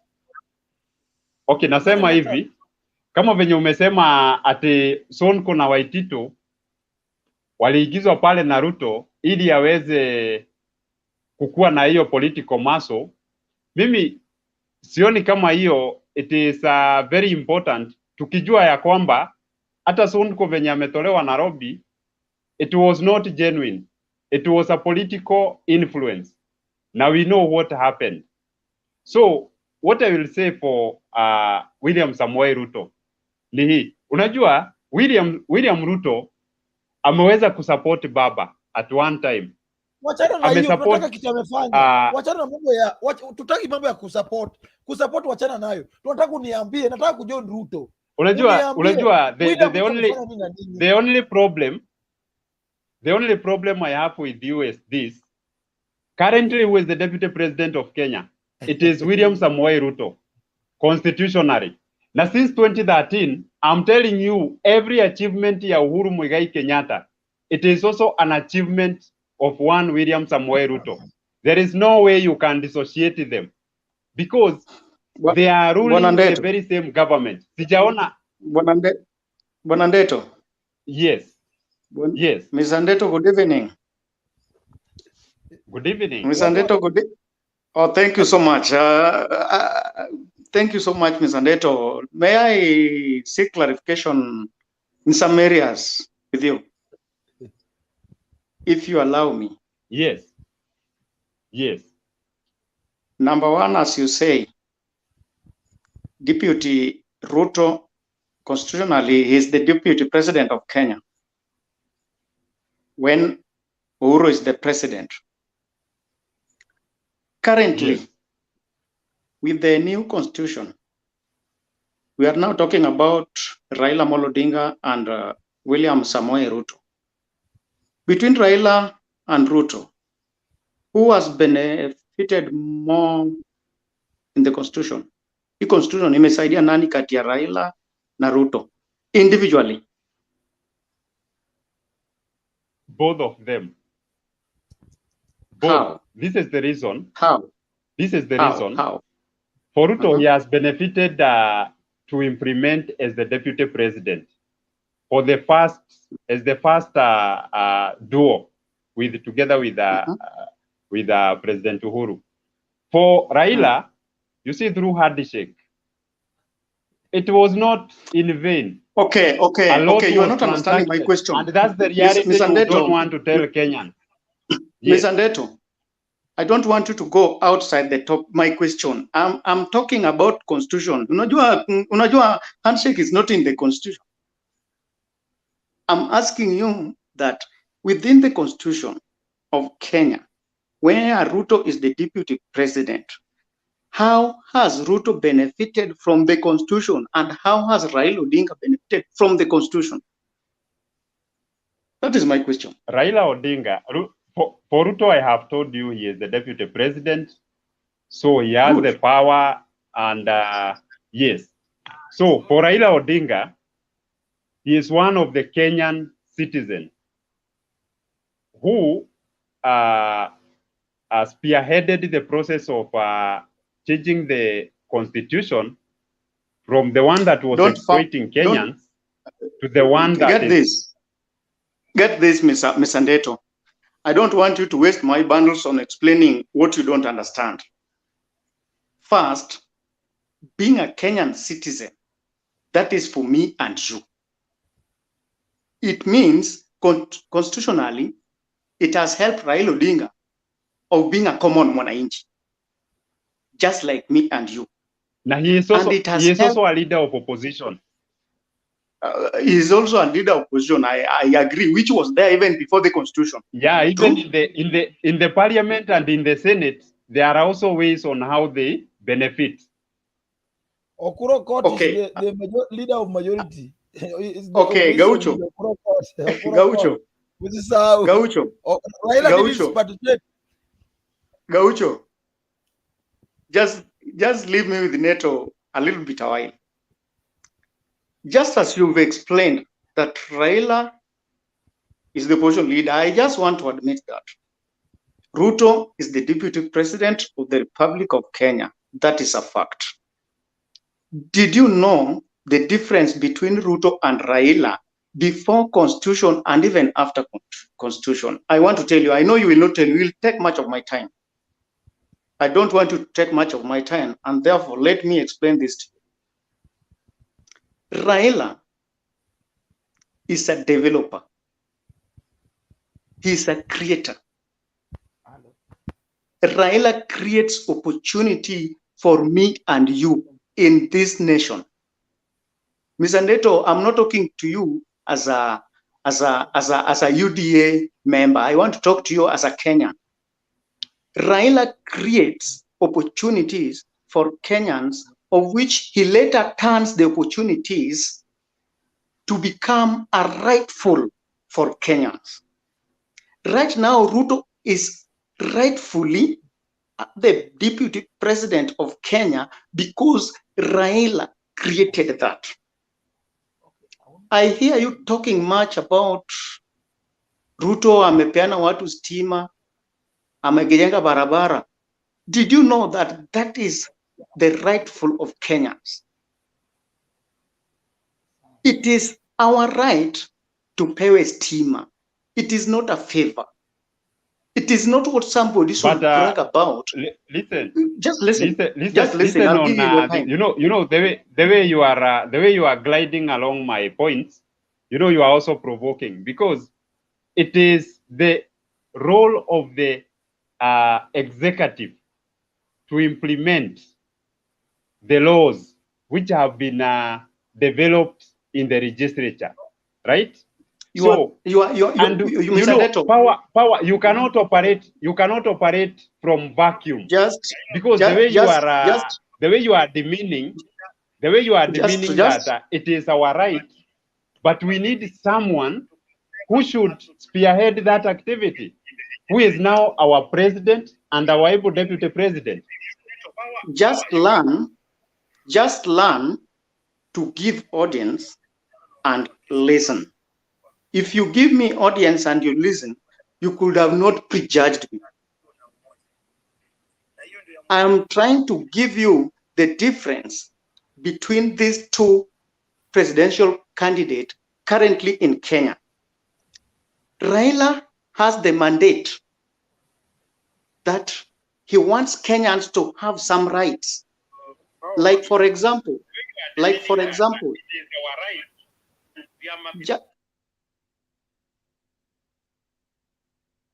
just like I'm explaining, currently there was an issue of BBI. BBI was just to boost the constitution and maybe bring more money to the county. You know, it is an idea that even if a president retires, but it remains within the laws. And therefore, it remains your right as a Kenyan citizen that you must be given that 35%, at least 35% to be devolved. So you should not, you people should not tell us that, oh, tulijenga barabara. That barabara, did you know who brought about the rural electrification? And it was made mandatory that rural electrification must for all Kenyans, of which up to now, some areas can still not access it, just because of maybe 1, 2, 3 things that maybe you know. Road networks, that is a must for all Kenyans. Even if you become a president today and be your deputy, it is my duty with you that we must give it to all Kenyans. So the only difference is if you are given that mandate, then you steal. You are given the mandate that you go and build dams, then you steal that money. You send checks that does not exist. People are watching. And then you forget that there's a right you should give Kenyans. There is no day, I want to tell you and put this in your records. Raila is uncomparable, not only to William Ruto, but to anybody else. He has the Kenyans in his heart, including yourself. And therefore, you should not come just because you are having something with somebody that, oh, right now, this is what we want, so and so. Raila has performed and proved that he can perform when he is outside the government. He advised the government to the right direction when he is earning nothing. Ruto within the government cannot think that Kenyans need this and give it to Kenyans. When Raila knows what Kenyans need when he is outside the government and advise the government to give it to the Kenyans when he is not in the government. Do you know how long it took Raila Odinga to fight for what you are so calling the constitution right now? Moi could not give it because he knew it will expose him. Kibaki refused and gave it the last minute when he is walking out.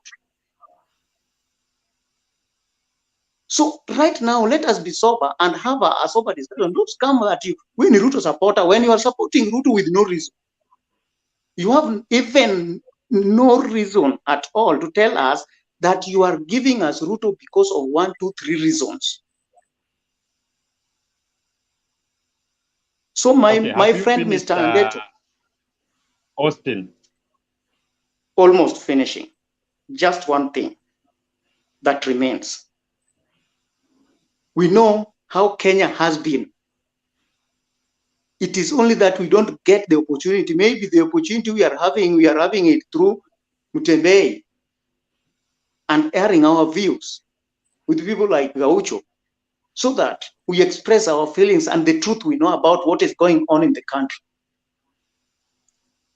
And therefore, when you are having that opportunity, don't try to criticize the reality that we are having in this nation. Don't try to spread propaganda to people who are smart. You know, when you come here and you start cheating us, we take ourselves, we think that maybe you take us as fools. We are not fools.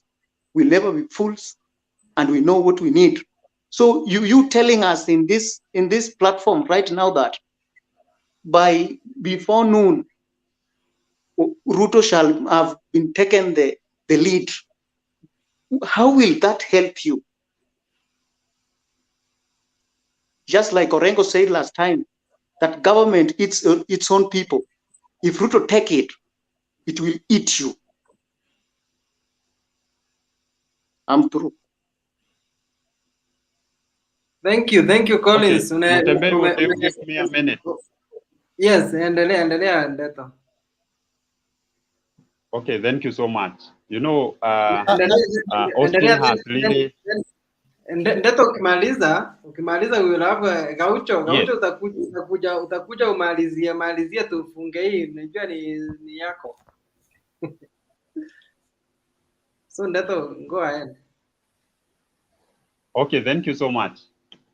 You have really touched on very many things, and you know, I appreciate, because after all, we are in a democratic nation where everyone has a free way of thinking, a free way of doing things like that. But I cannot afford to leave you like that as you dismantle my presidential candidate. There is one thing also you are missing about.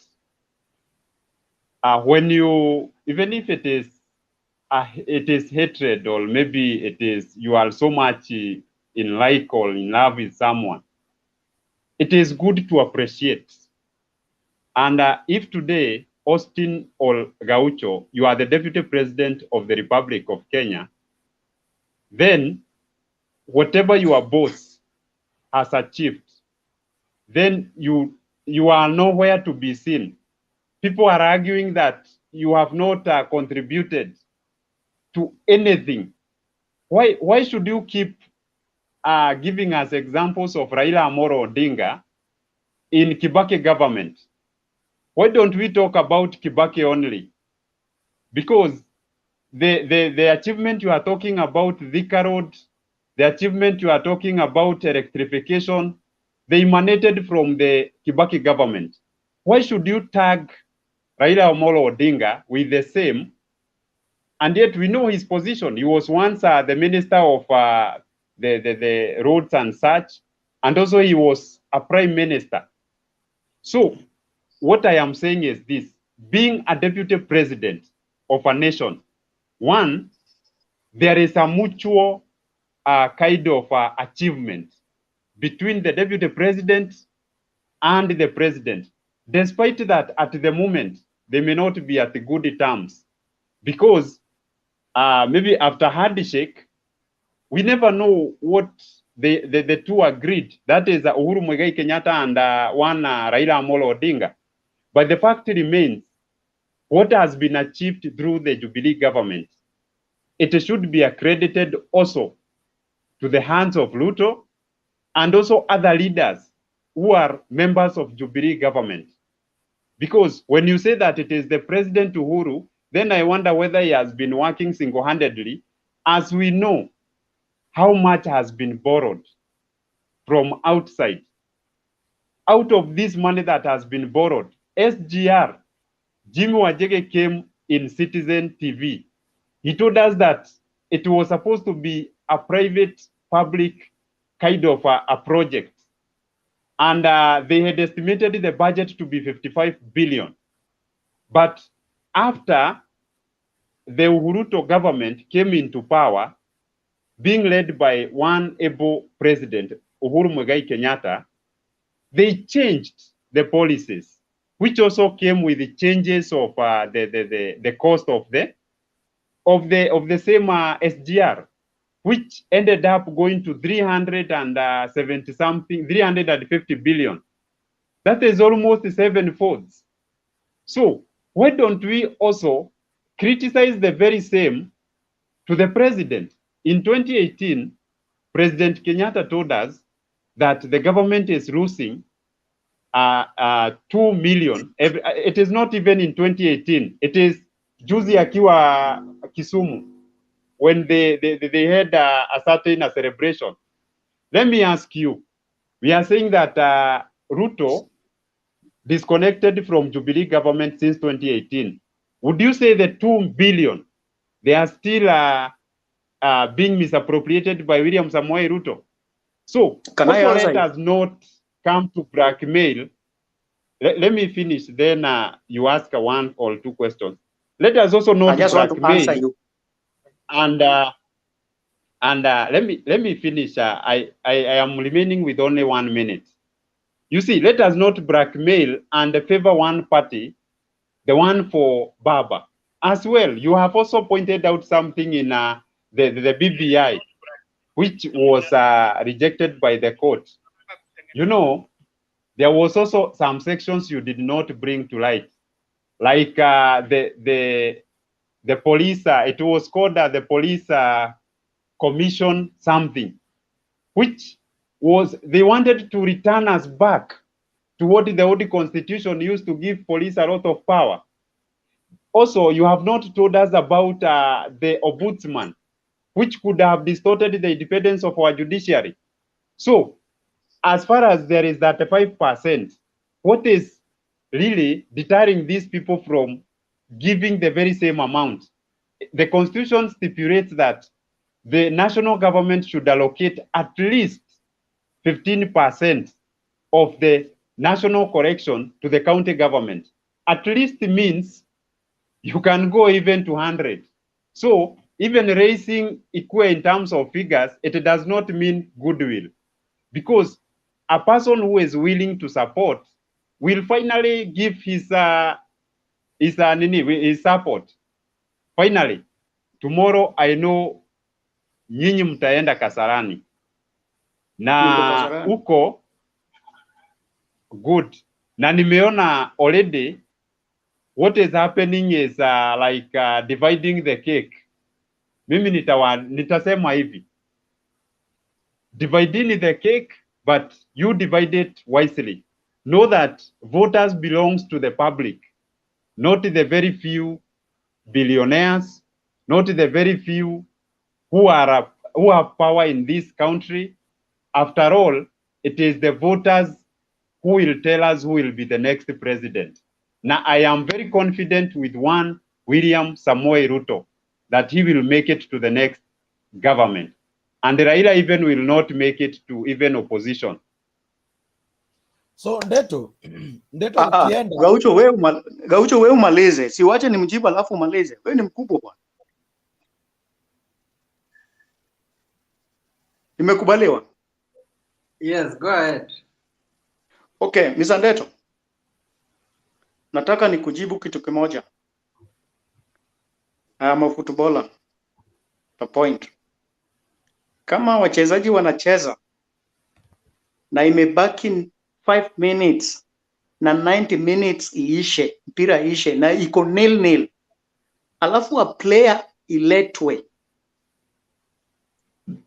aanze kucheza, imebaki 5 minutes, the same player a contribute the team win 2-0 within 5 minutes, the team wins, but the player will be credited. I'm taking you back to 2007 when Raila shook hands with Kibaki. If you compare the development that Kenya had from 2002 to 2007 with 2007 to 2013, you will feel the difference, the weight of what happened from 2008 to 2013. From 2013 to 2017, there was a government. When Raila saw that it is not necessary to let his people suffer, he went in the handshake for the better of this nation.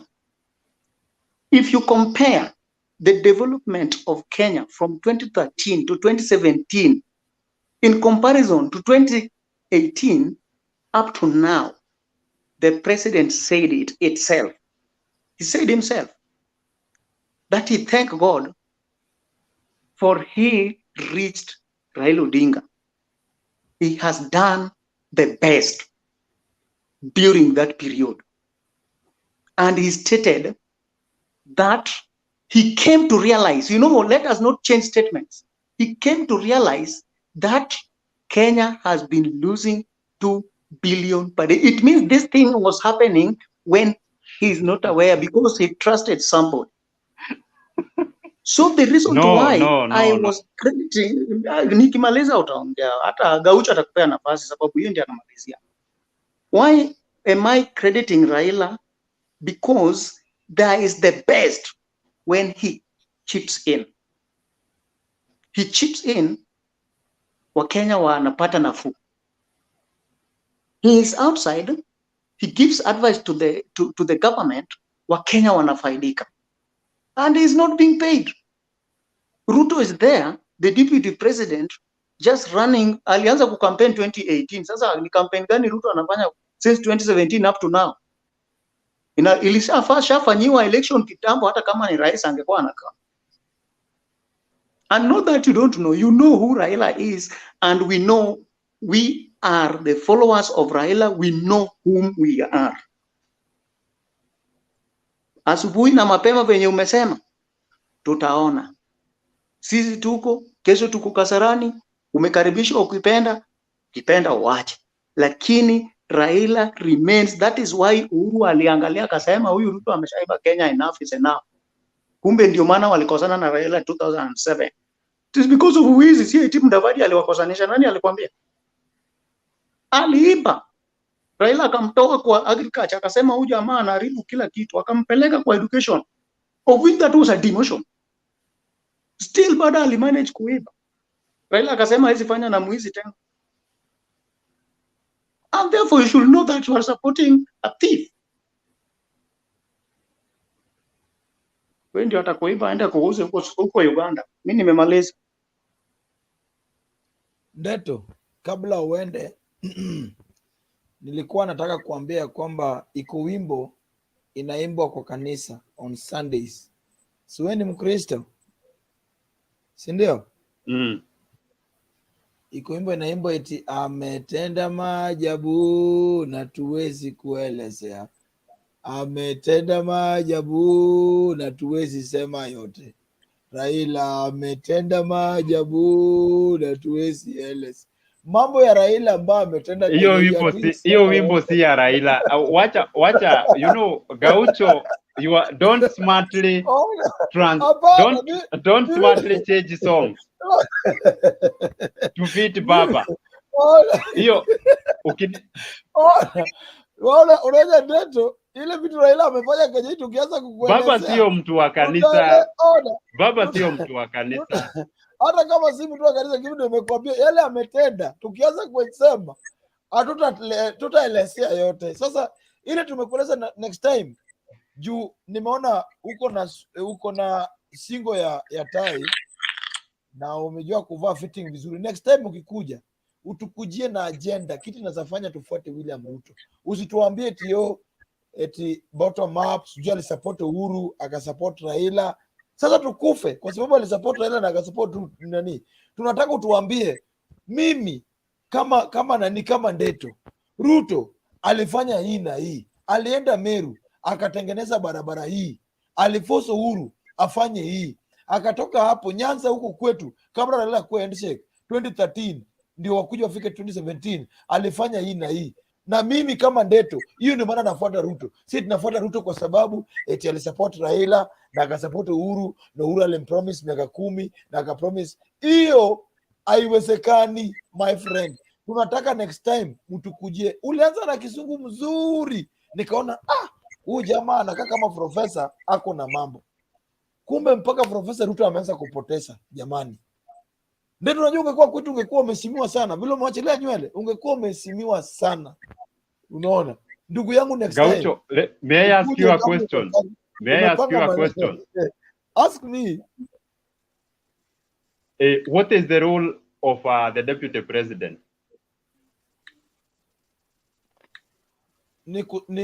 Unajua saisi kama kitambo ambayo vice president alikuwa anafanya vitu peke yake. Deputy president na president wamewachana na power kidogo kabisa. That's why waligawa specifically kazi yake ni gani? Hata Austin anaweza kusaidia. Hebu nikuulize, wacha nikuulize ndugu yangu. Ruto anasemanga yeye ni supervisor. Si ndio? He is the principal assistant of the president. Meaning, so he cannot do anything without being instructed by the president. That's a lie. You know, Being an that's what you would assistant. not like to hear. Being That is- assistant does that's not exact- mean that you cannot do something without being Mr. given the Mr. permission Ndoi. with the president. Being assistant simply means you stand in for somebody when he's not there. You are having a right to do something hata kama yuko. CT lazima kupe instruction, hiyo ni uongo. Lazima ukuwe na Kiza hii akili. Austin, can Ruto initiate any project without engaging the president? A project without engaging the president, why not? Why not? Which kind of projects? Which kind of projects? You know what? You know what? Anybody, so long as engaging the does not mean, you know what kitu umesema ni different. You are losing the point in this way. You know, there are projects which are maybe associated with a person.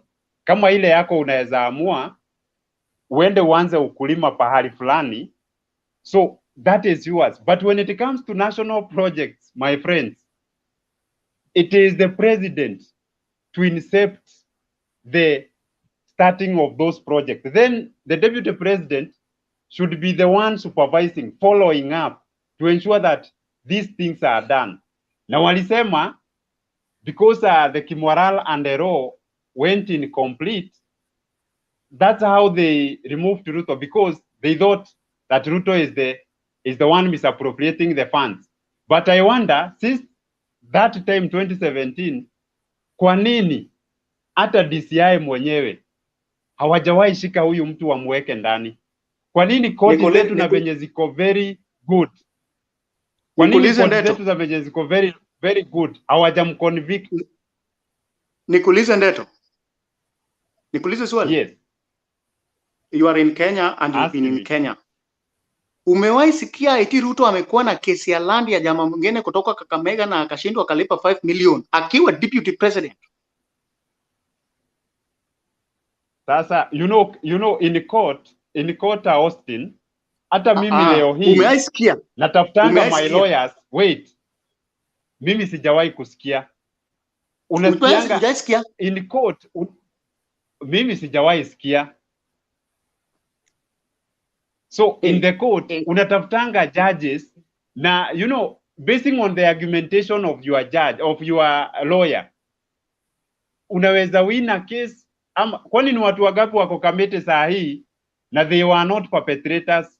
It is only that they had that disfavor, that the opponent alitafuta a smart lawyer na akaenda pale akaargue the case, ikaweza kumconfuse na akajipata Kamete. So that one case cannot justify that someone is a thief. Na after all alirudisha mali venye tu umesema. Kama alirudisha ni mwizi wapi tena? If you have sasa, nani alikwambia eti mwizi mwenye ameshikwa? Nani alikwambia mwizi mwenye ameshikwa na akarudisha kitu ameiba si mwizi? Mwizi ni mwizi. Shida ni hata ashikwe na arudishe bado ni mwizi. Unajua sasa hizi. Hata wewe. Let me tell you, right now, me I come from Migori County. That is my home county. We border Narok.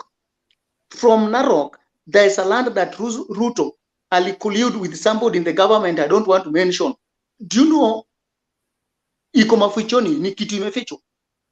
So if I tell you that Ruto is a thief, when you don't know the person you are working with, that is why. And I can tell you he's a thief. Go and tell him that I'm saying he's a thief, and we cannot afford to have him in this as the head of state when he is still a thief and he can never change because he was born a thief. You see, so like, you can never convince me that it is the court. Austin, the court. Austin, let me ask Yes. you. Let me ask you this question. You have brought in the issue of Erol and Kimoral. How was that connected to William Samoei Ruto? Just give a brief explanation and victimize Ruto in that case? Because you have iconic that as a one case. How was he associated?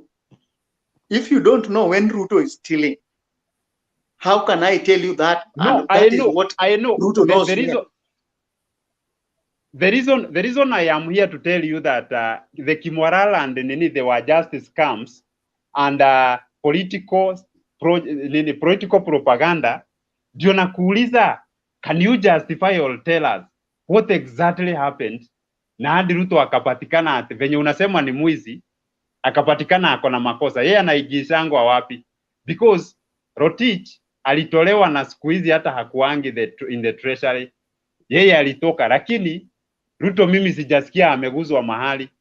Ama you could be also passing propagandas na haushiki vizuri ni nini kinaendelea. Nakuuliza Ondeto. Nakuuliza. Yes. You come from Central or from Rift Valley? I come from Central Kenya. You don't know where you are coming from. You are not coming from Central. Let me tell you one thing. Or I ask you, up to now, Aurora and Kimwarer, are they complete?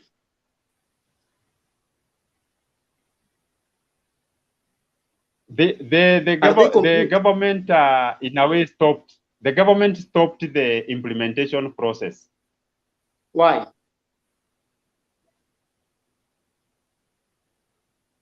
For some reasons I do not know.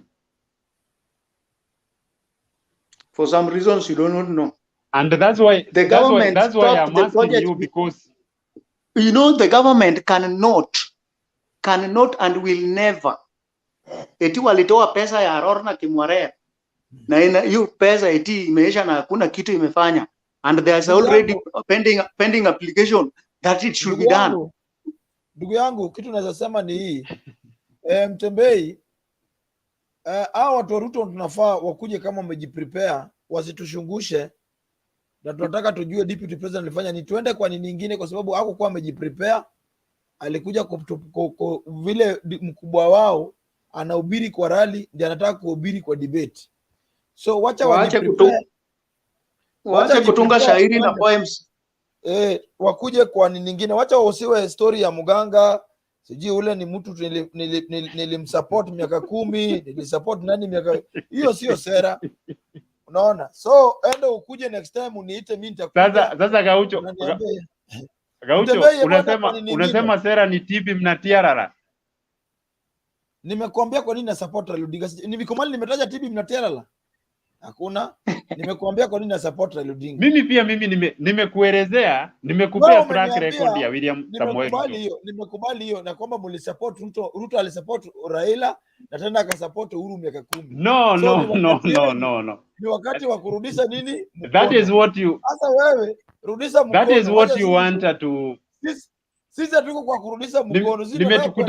Nimekutajia mambo ya kurudisha mkono, hatuko huko. Sasa Wakenya wanataka kuona mabadiliko uchumi ya muke, Kenya ikuwe moja, ukose kuwa na ukabila, ili Mjaluo pia anaweza choma mahindi Central.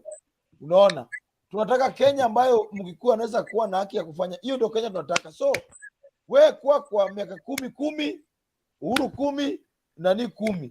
Then utoke hapo ukuje usame ule muganga wa standawili, mara mtu ni project ya serikali, mara ya serikali tunataka kuunda na watu wa Mogoka, watu wa Miwa, watu wa Kahawa, watu wa Ngumu. Wewe uko na hakika mtu wa Ngumu kwenda state house.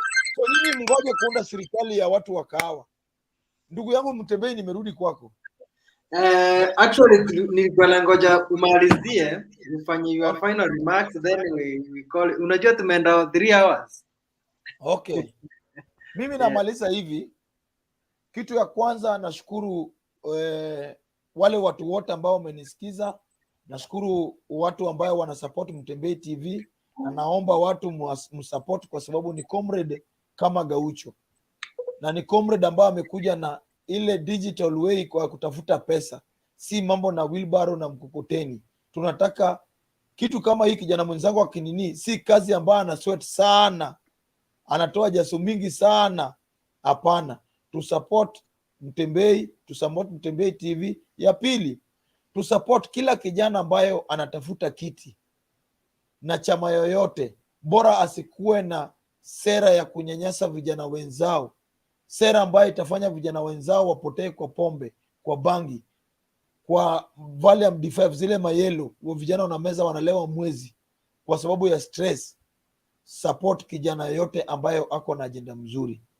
Mambo ya pili, sisi kama wanachama wa ODM na mimi kama Ghetto president tunaongea juu ya umoja ya Wakenya, ambayo kila kabila wanaweza pata nafasi ya kufanya biashara mahali popote. Hiyo ndio ajenda ya party leader wangu, hiyo ndio ajenda ya kiongozi wangu ya chama, ambayo kesho kwa uwezo ya Mwenyezi Mungu, wakina Kalonzo, wakina Gideon na Wakenya kwa ujumla, mimi nikitoka kuongea hapa nachukua gari naenda Kasarani kulala huko ili nisikose nafasi, kwa sababu ile ni daraja imeisha, watu wameanza kwenda Kanaan. Sasa mimi siwezi kulala kwa nyumba, nitapata meli imeng'oa nanga imeenda, so naenda kulala Kasarani. Mimi naomba vijana wenzangu, tafadhali msupport Raila Odinga. Ako na agenda na ako na vision na ako na nia mzuri na Kenya hii. Watu wanamjaji na uzee, usijaji mtu na uzee, jaji mtu na ile kitu iko kwa akili yake. Unaona ile anaweza fanya na ile imekuanga kifanya. Mambo mengine ambayo naomba kwa wale vijana ambao wanatafuta viti, please msiogope. Msiogope, usiangalie background yako useme mimi mama yangu alikuwa anauza busa ama mogasha ama alikuwa anauza githeri, sasa unaogopa kuenda. Mimi Gaucho nitaenda kung'ang'ania kiti ya MCA Landimai Ward, na naomba supporters ambao watu ambao wananifollow kwa Mtembei, YouTube, Facebook na kila mahali, na Gaucho Ghetto president kwa nini yangu, nitakuwa na by next week nikirudi hapa nitakuja na pay bill. Hata ukiniwekea shilingi unisupport campaign, hata ukiniwekea simoni ambayo sasa itifanyi kazi, lakini hata ukiniwekea shilingi ama shilingi 5 nitashukuru, kwa sababu siasa si pesa, but iko mali pia tunatafuta pesa kidogo ya kufanya mambo mbili tatu. Nitakuja munisaidie kama comrade na kama kijana mwenzako. Usikose kunisupport kwa sababu na support Raila Odinga. Kila mtu ako na dini yake, tuko na Catholic, tuko na SDA na tuko na dini zingine kama ya kina Ng'ang'a, lakini sisi wote tunaomba Mwenyezi Mungu ambao ni mmoja. So mimi naomba nyinyi tusupportiane na tukue pamoja. Next time nitakuja na pay bill yangu, munisaidie kunisupport na munisupport. Kama uko na kitu ambao unaweza nipea kama unga, juu iko watu ambayo wako na shida. Iko watu sahii, mimi Gaucho nimekula, hata nimekunywa maji, lakini iko mtu hajakula kitu. Hii sasa si eti Mjaluo, si Mkikuyu, si Mkamba, si Mkisii, si Mluya, si nini. Ni Mkenya ambayo akimwaga damu yake itaandikwa Mkikuyu ama Mjaluo ama nini. Iko mtu ambayo pale Mkuru, pale kwa kijiji hajapata kitu ya kukula. Hata ukinipea badol moja nitampelekea mtu kama huyo, au ukinipea hata unga moja nitapelekea mtu kama huyo. Mimi naomba tusapotiana. Ya mwisho, mimi sina vita na kijana yangu yoyote. In fact, mimi nilikuwa ready na bado niko ready kama Anita Enjala atachange siasa ya tumbo na kusungushwa, akuwe na stand. Mimi nimekaa na yeye na alinisupport, na sisi kataa kwamba ako ni support. Wakati nilikuwa jela alikuja akashughulika mpaka nikakuja nikawachiliwa. Mimi mtu akinifanyia mazuri, hata tukikosana tuko na mabaya, lakini ile mazuri ambayo ulinitendea sitawahi sahau, kwa sababu eti tumekosana. Politics iko na nini, na iko kitu ambayo mtu alikufanyia, na hiyo ndio tunataka kuishi. Hatutaki kuishi maisha ambayo deputy president anasahau ya kwamba President Uhuru Kenyatta alimake akakuwa deputy president. Anasahau Raila Odinga alimake akakuwa kingpin ya Rift Valley.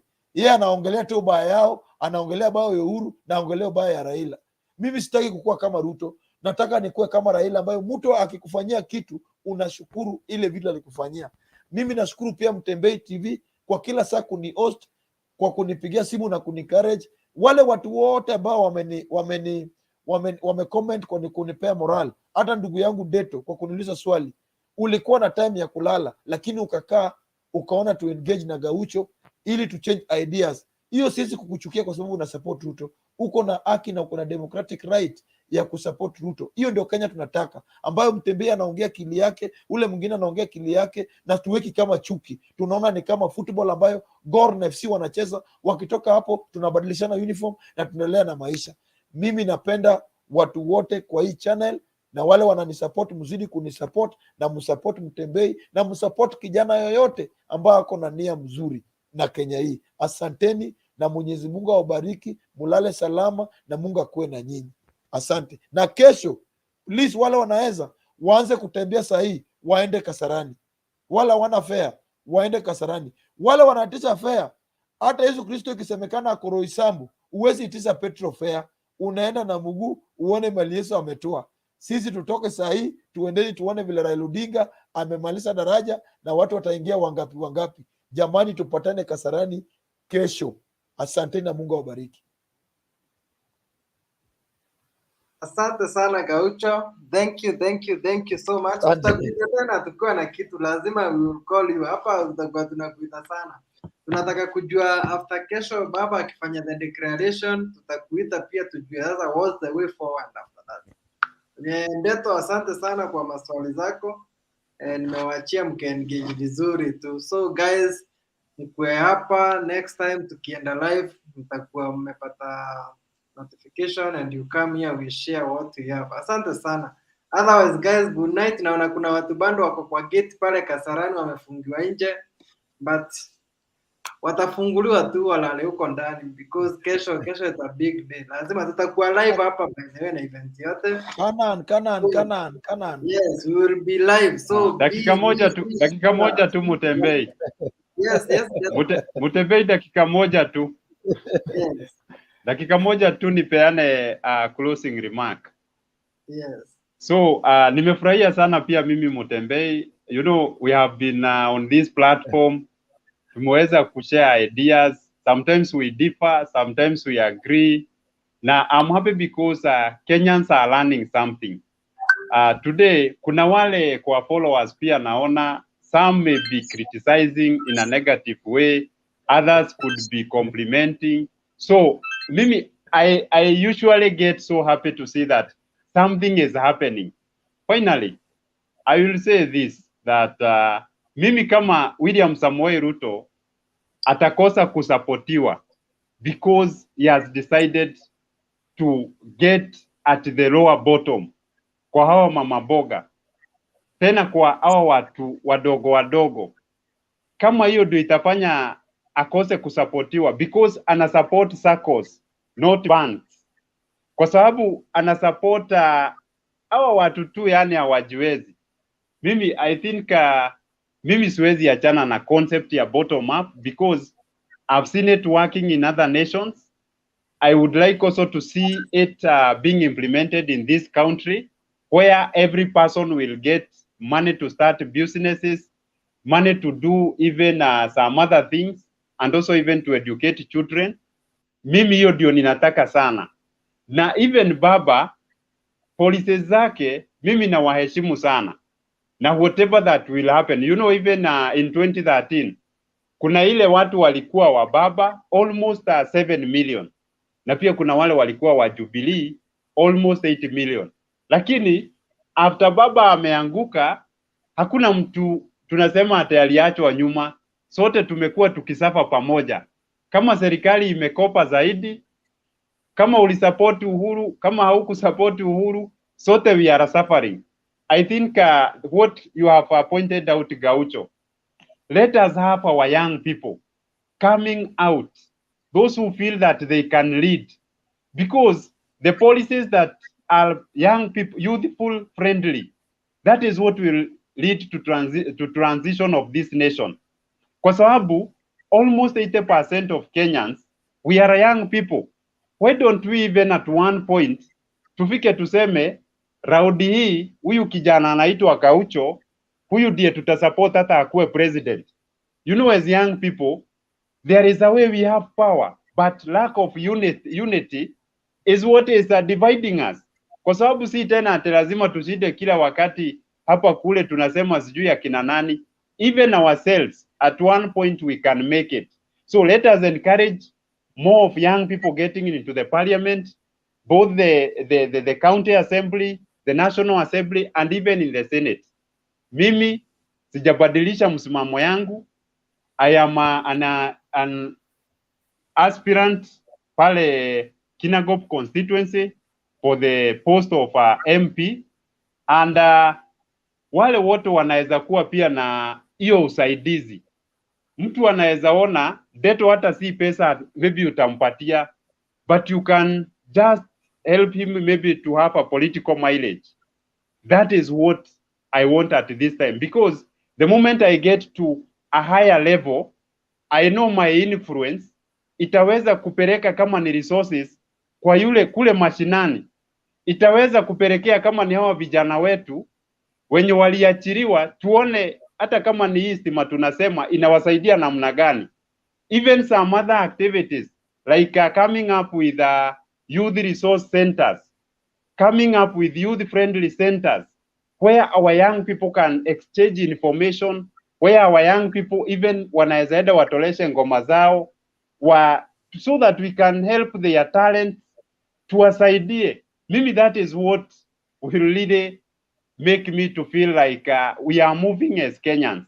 So hata mimi nitasema kama kunaye anaweza kuwa tu na usaidizi yake yote, just think about Ghetto, because we are the tomorrow's generation of leadership. Thank you so much Mutembei kwa kutupea platform, na even next time when I find Gaucho engaging into a certain discussion, be allowing me in so that we can see between Ruto and Uhuru and Raila why people should come to Ruto, why people should go to Raila.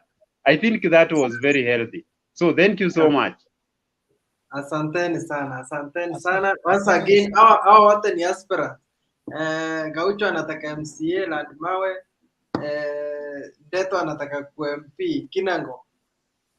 So guys, we have so many people hapo wanaweza wasaidia. Watu wako hapo wako na pesa sana, anaweza mwaga pesa kwenu. Ni vile tu mkichaguliwa, we are not expecting mtakuja kutusi watu na kutofanya kazi. Mkichaguliwa mjue kazi zenu ni gani, msaidia wa Kenya. Otherwise, mimi vile naambia watu ni good night. Tutaonana tena.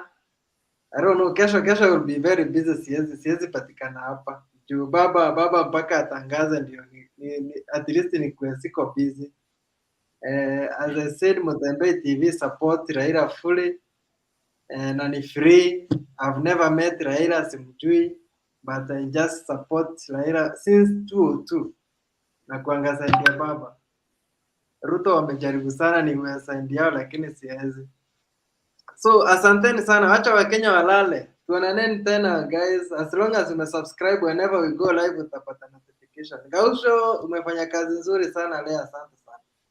Asante, ubarikiwe kweli.